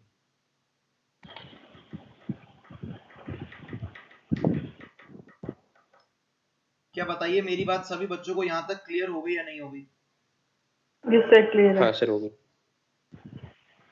तो आंसर दीजिएगा, कौन आंसर दे रहा है इसका कि इस केस में ज्योमेट्रिकल आइसोमर्स कितने मिल रहे हैं? सर 6 6। और ऑप्टिकल आइसोमर्स कितने मिल रहे हैं? 8 8 8। क्या सभी बच्चों को ये समझ में आ गया या नहीं आ गया कंसेप्ट? Yes sir. बहुत ही बहुत शानदार चल रहा है ये वाला सारा मामला। 10th नंबर पे आ जाते हैं। अब मुझे लगता है MA2 BCDE और F ही करना पड़ेगा। 5 6 7 हो गए, ABCDE करना पड़ेगा। क्यों? अब तक देखो हमने A2 B2 CD करा था, अब B2 जगह BCDE कर देते हैं, चारों डिफरेंट कर देते हैं, तो ये हो गया MA2 BCDE। क्या अब इनको बना बना के देखोगे? नहीं, अब थोड़ा तो यार मतलब आईटी के स्टूडेंट्स हैं तो थोड़ा तो अपन बुद्धि भी चला सकते हैं। आइए बुद्धि चलाते हैं, लेकिन प्लीज मतलब आप सभी से बोल रहा हूं एकदम बिल्कुल फोकस करना, बिल्कुल क्लास पे फोकस करना, गड़बड़ मत होना, बिल्कुल फोकस करना क्लास पे, एकदम शांत होकर इस टॉपिक को सुनना। 1 2 3 4 5 6 7 मैंने यहां बना दिया ए, और ए को ट्रांस पे बना दिया। अब जो बी यहां लगाया तो सामने उसके सी भी लग सकता है, डी भी लग सकता है और ई भी लग सकता है। ऐसा भी हो सकता है कि यहां सी लगे तो यहां डी लग जाए या ई लग जाए। देयर आर सेवरल पॉसिबिलिटी, भी मैं नीचे लिख दूंगा, है ना। क्या बी के सामने सी भी लग सकता है, बी के सामने डी भी लग सकता है, बी के सामने ई भी लग सकता है, लेकिन ऐसा भी हो सकता है कि सी के सामने डी लगे, सी के सामने ई लगे, और ऐसा भी हो सकता है कि डी के सामने ई लगे। क्या ये सारी पॉसिबिलिटीज हो सकती हैं? Yes sir. हाँ सर। दूसरा जो पॉसिबिलिटी यहां पर मुझे नजर आ रही है, वो दूसरी पॉसिबिलिटी नजर कुछ इस तरह की आ रही है। ये रहा M, 1 2 3 4 5 6 और 7। ए और ए को मैंने सिस पे पटक दिया, ठीक है। इस समय पर भी यहां बी लगा के सी डी और ई कुछ भी लिख सकता हूं। तो मैं क्या लिख सकता हूं? बी के सामने सी, बी के सामने डी, बी के सामने ई, सी के सामने डी, सी के सामने ई, और ई डी के सामने ई। क्या बोलो, ये सारी पॉसिबिलिटीज हो सकती हैं क्या? Yes yes sir. जरा बोर्ड पर ध्यान से देखें और बताता हूं क्या। इस पहले वाले एग्जाम्पल को, जिसको हम ट्रांस कहते हैं, उस ट्रांस को जरा ध्यान से देखना। जब B के सामने C आ रहा है उस समय ये दोनों पोजीशंस खाली हैं। क्या उन दोनों पोजीशन पे, क्या जब B के सामने C आ रहा है तो क्या D के सामने E आ जाएगा? Yes sir. हाँ सर। अगले पोजीशन पे जब B के सामने D आ रहा है तब C के सामने E आ जाएगा क्या? यस और जब B के Yes. सामने E आ रहा है तब C के सामने D भी आ जाएगा क्या? Yes sir. तो यानी कि ये तो हो गए 3, और ये कितने हो गए? गिनो,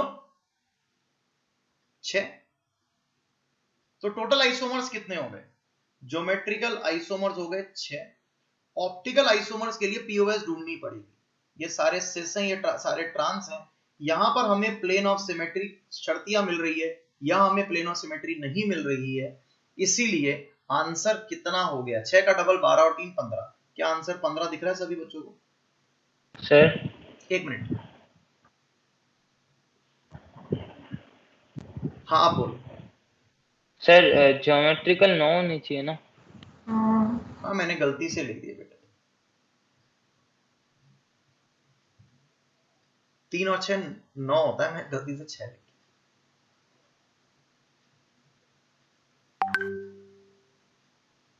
ये कंसेप्ट सभी को क्लियर हुआ या नहीं हुआ? हो गया सर। Yes sir. आगे देखते हैं Yes, sir. 11 नंबर। ये 10 वाला क्लियर हो गया ना? 11 नंबर, 11 नंबर पता है क्या है? M A B C D E और F सारे अलग अलग। अब क्या करेंगे? अरे सर अब तो इजी है सर, कर देते हैं, चलो इजी। ये ए यहां लगा देते हैं और सामने बी सी डी ई और एफ कुछ भी आ सकते हैं, पॉसिबिलिटी सारी गिनते हैं। ए के सामने बी, ए के सामने सी, ए के सामने डी, ए के सामने ई, ए के सामने एफ, बी के सामने सी, बी के सामने डी, बी के सामने ई और बी के सामने एफ, सी के सामने डी, सी के सामने ई और सी के सामने एफ, फिर डी के सामने ई और डी के सामने एफ और फिर ई के सामने एफ। बोलो यही सारी पॉसिबिलिटीज है। हाँ तो ज्योमेट्रिकल आइसोमर्स हाँ। हमें 15 दिख रहे हैं और ऑप्टिकल आइसोमर्स हमें 30 दिख रहे हैं। बोलो यहां पर हमें प्लेन और सिमेट्री कतई नहीं मिलेगी, इसलिए डबल कर दिया। अब आप में से कोई मुझसे कुछ पूछना चाहता है, पूछो क्या पूछना है, मुझे मालूम है आप में से कोई मुझसे कुछ पूछना चाहता है, पूछो क्या पूछना। सर इसमें कम नहीं होंगे? हाँ सर, मैं भी वही पूछ रहा था। मालूम है ना, it's not the first time, इसीलिए तो मैं पहले से बता रहा हूं आपको मुझसे कुछ पूछना है।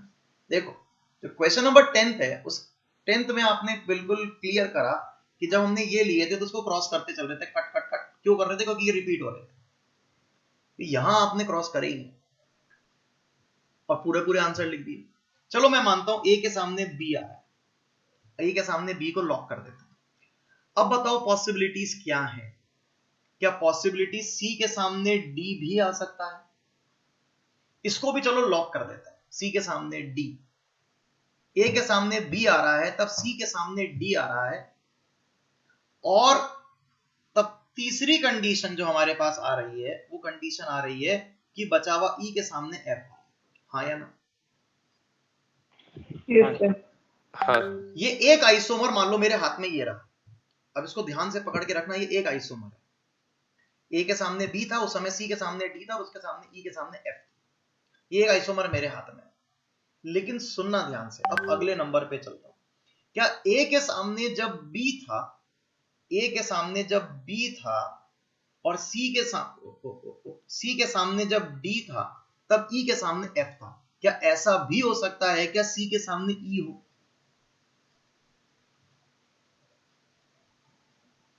हाँ सर। जब सी के सामने ई होगा तो D क्या और F. डी के सामने एफ आएगा? Yes, sir. Yes, sir. Yes sir. D के सामने कौन आएगा? एफ आएगा। और मैं तो कह रहा हूं जब सी के सामने एफ आएगा तब क्या उस कंडीशन में एक और कलर, ये रहा येलो, तब डी के सामने ई आएगा। Yes, sir. यस। यानी कि जब ये होता है तो ये एक आइसोमर बनाते हो, यही होता है तब आप दूसरा आइसोमर बनाते हो, और जब यही होता है तब आप तीसरा आइसोमर बनाते हो।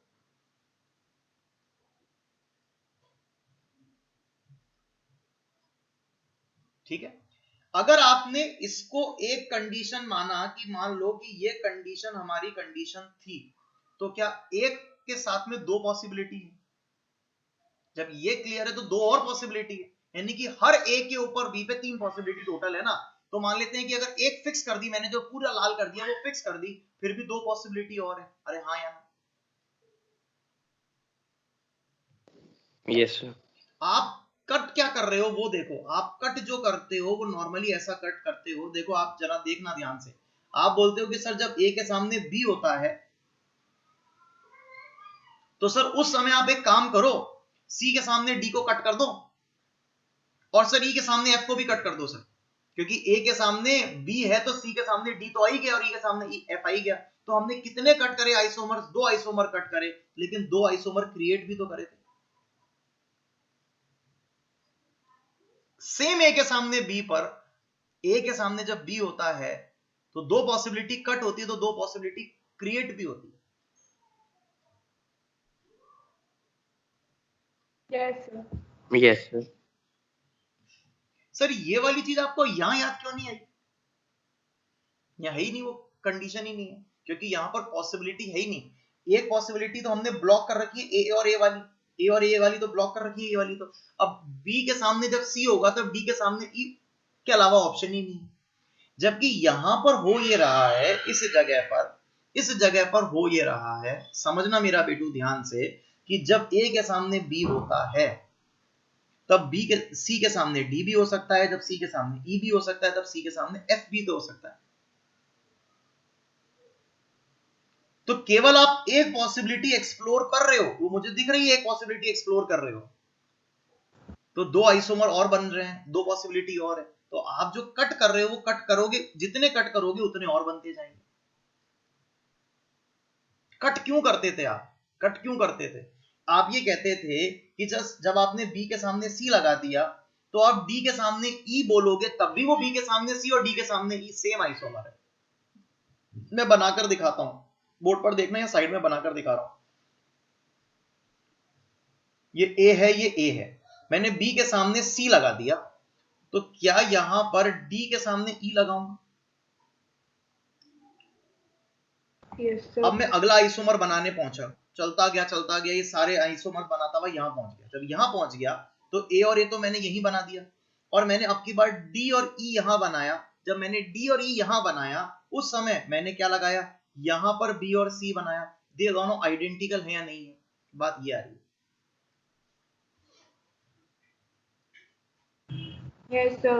यस दोनों आइडेंटिकल है ना, इसलिए मैंने कहा कि Yes, जब बी sir. के सामने सी बना रहे हो तो डी और ई को कट कर दो, क्योंकि वो एक ही बात है दोनों के अंदर।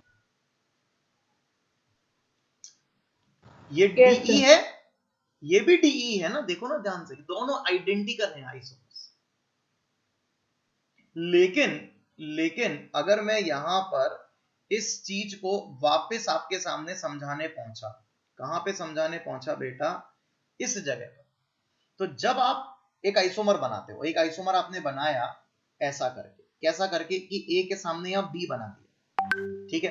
अब आप यहां सी लेके बैठ गए, अब सी के सामने क्या डी बनाओगे? क्या सी के सामने डी बना सकते हो, सी के सामने ई भी बना सकते हो, सी के सामने एफ भी बना सकते हो। चलो आपने सी के सामने डी बना दिया, मान लिया, तो क्या यह ई के सामने एफ बनाओगे? क्लियर है? ये एक आइसोमर है। ऐसे बनाते बनाते बनाते बनाते आप यहां पर पहुंचे, तो आप ये कह रहे हो कि सर एक स्थिति वो आएगी जब आप इसको बनाते वक्त ई यहां रखोगे और एफ यहां रखोगे और सर ये दोनों आइडेंटिकल हो जाएंगे। मान लिया मैंने आइडेंटिकल हो जाएंगे, लेकिन ध्यान रखना, keeping A opposite B and E opposite F, keeping A opposite B and keeping A opposite F, there are two more possibilities. जैसे ए और बी जब अपोजिट होते हैं तब सी के सामने डी भी लग सकता है, सी के सामने ई भी लग सकता है, सी के सामने एफ भी लग सकता है। तो सी के सामने डी के अलावा दो पॉसिबिलिटीज और है, तो वो दो तो बनाओ कम से कम। तो दो बनाओगे तो वैसे तो दो काउंट हो गई, और जब ई के सामने एफ बना रहे हो तब भी दो पॉसिबिलिटी बनाओगे, तो एक आइसोमर तो एक ही बार बन पाएगा ना। वैसे मैंने ये देखा इतने सालों में, इतनी बार ये चीज पढ़ाने के बाद भी कोई एक या दो बच्चे इसको पकड़ पाते हैं, बाकी सभी बच्चों को लगता है कि यार समझ में नहीं आ रहा, पता नहीं क्या हो रहा है। तो वो सारे के सारे बच्चे पता है क्या करते हैं कि सर एक ही तो आंसर है जो लर्न करना है, तो वो लर्न ही कर लेते हैं इसको, क्योंकि पता है केवल इसी को लर्न करना पड़ता है। ये तो अपने को दिखता है, ये अपन को दिखता नहीं, और वो भी इसलिए नहीं दिखता क्योंकि मैंने आपको एक ट्रिक बताई कि यहाँ पे कट कर देना, और वो कट करना आप यहाँ ढूंढते रहते हो, इसलिए आपको नहीं पता। नहीं तो अधिकतर टीचर क्या करते हैं, यार ये सब अपोजिट पे लगा देंगे तो 15 ये और 30 ये, वो डायरेक्ट इसका आंसर लर्न करा देते। तो वही चीज मैं आपको कह रहा हूं, मैंने रीजन तो बता ही दिया, समझ में आ गया तो ठीक है, नहीं तो रीजन नहीं भी आएगा तो भी आंसर आ गया। क्या ये सारे के सारे मोनोडेंटेड लिगेंड सभी बच्चों को क्लियर हो गए? मैंने सारा मोनोडेंटेड लिगेंड खत्म कर दिया। अब इसके बाद आता है बाइडेंटेड लिगेंड, जो नेक्स्ट टाइम पे पढ़ा दूंगा। क्या मोनोडेंटेड लिगेंड क्लियर है? अब Yes, sir. आप में से वही बच्चा नेक्स्ट क्लास अटेंड करेगा जिसने कि मुझे, मैं अपने मतलब ये YouTube वालों को नहीं कह रहा हूं, इनको कह रहा हूं, माइक्रोसॉफ्ट टीम वालों को, क्लास वही अटेंड करेगा जो कि मुझे अगले टर्म से पहले इन सब को कॉपी में लिख कर दिखा दे। आज फ्राइडे है, अगली क्लास मंडे को आएगी, टेस्ट के बाद भी टाइम है, टेस्ट आपका संडे को है, उसके बाद आपके पास फ्री टाइम है। जब तक आपने इसको कॉपी नहीं करा, और देखो समझदारी इसी में है कि पहले आप सिर्फ क्वेश्चन देखो, खुद से बनाओ और फिर आंसर को चेक कर लेना। अगर जब काम कर ही रहे हो तो देख देख के कॉपी करने के बजाय खुद से करके फिर चेक कर लेना। बिना कॉपी मुझे सेंड किए व्हाट्सएप पे मैं आपको नेक्स्ट क्लास में एंट्री नहीं दूंगा। आपको ये ऑक्टाहेड्रल कॉम्प्लेक्सेस के सारे आइसोमर मुझे कॉपी में लिखे हुए हाथ से दिखाने हैं। और जिस भी बच्चे के पास वो जो टैब में लिख लेता हूं सर मैं तो, और ये लिख लेता हूं, मुझे मतलब नहीं है, मुझे तो हैंड रिटन उसके राइटिंग में मुझे चाहिए। Is that clear to everybody और not? Yes, Yes, sir. sir. Yes, sir. ठीक है। और Yes. अंगद, अगली क्लास के पहले तेरा जो कैमरा है वो स्टार्ट हो जाना चाहिए, ये श्योरिटी होनी चाहिए, ध्यान रखना। ठीक है सर।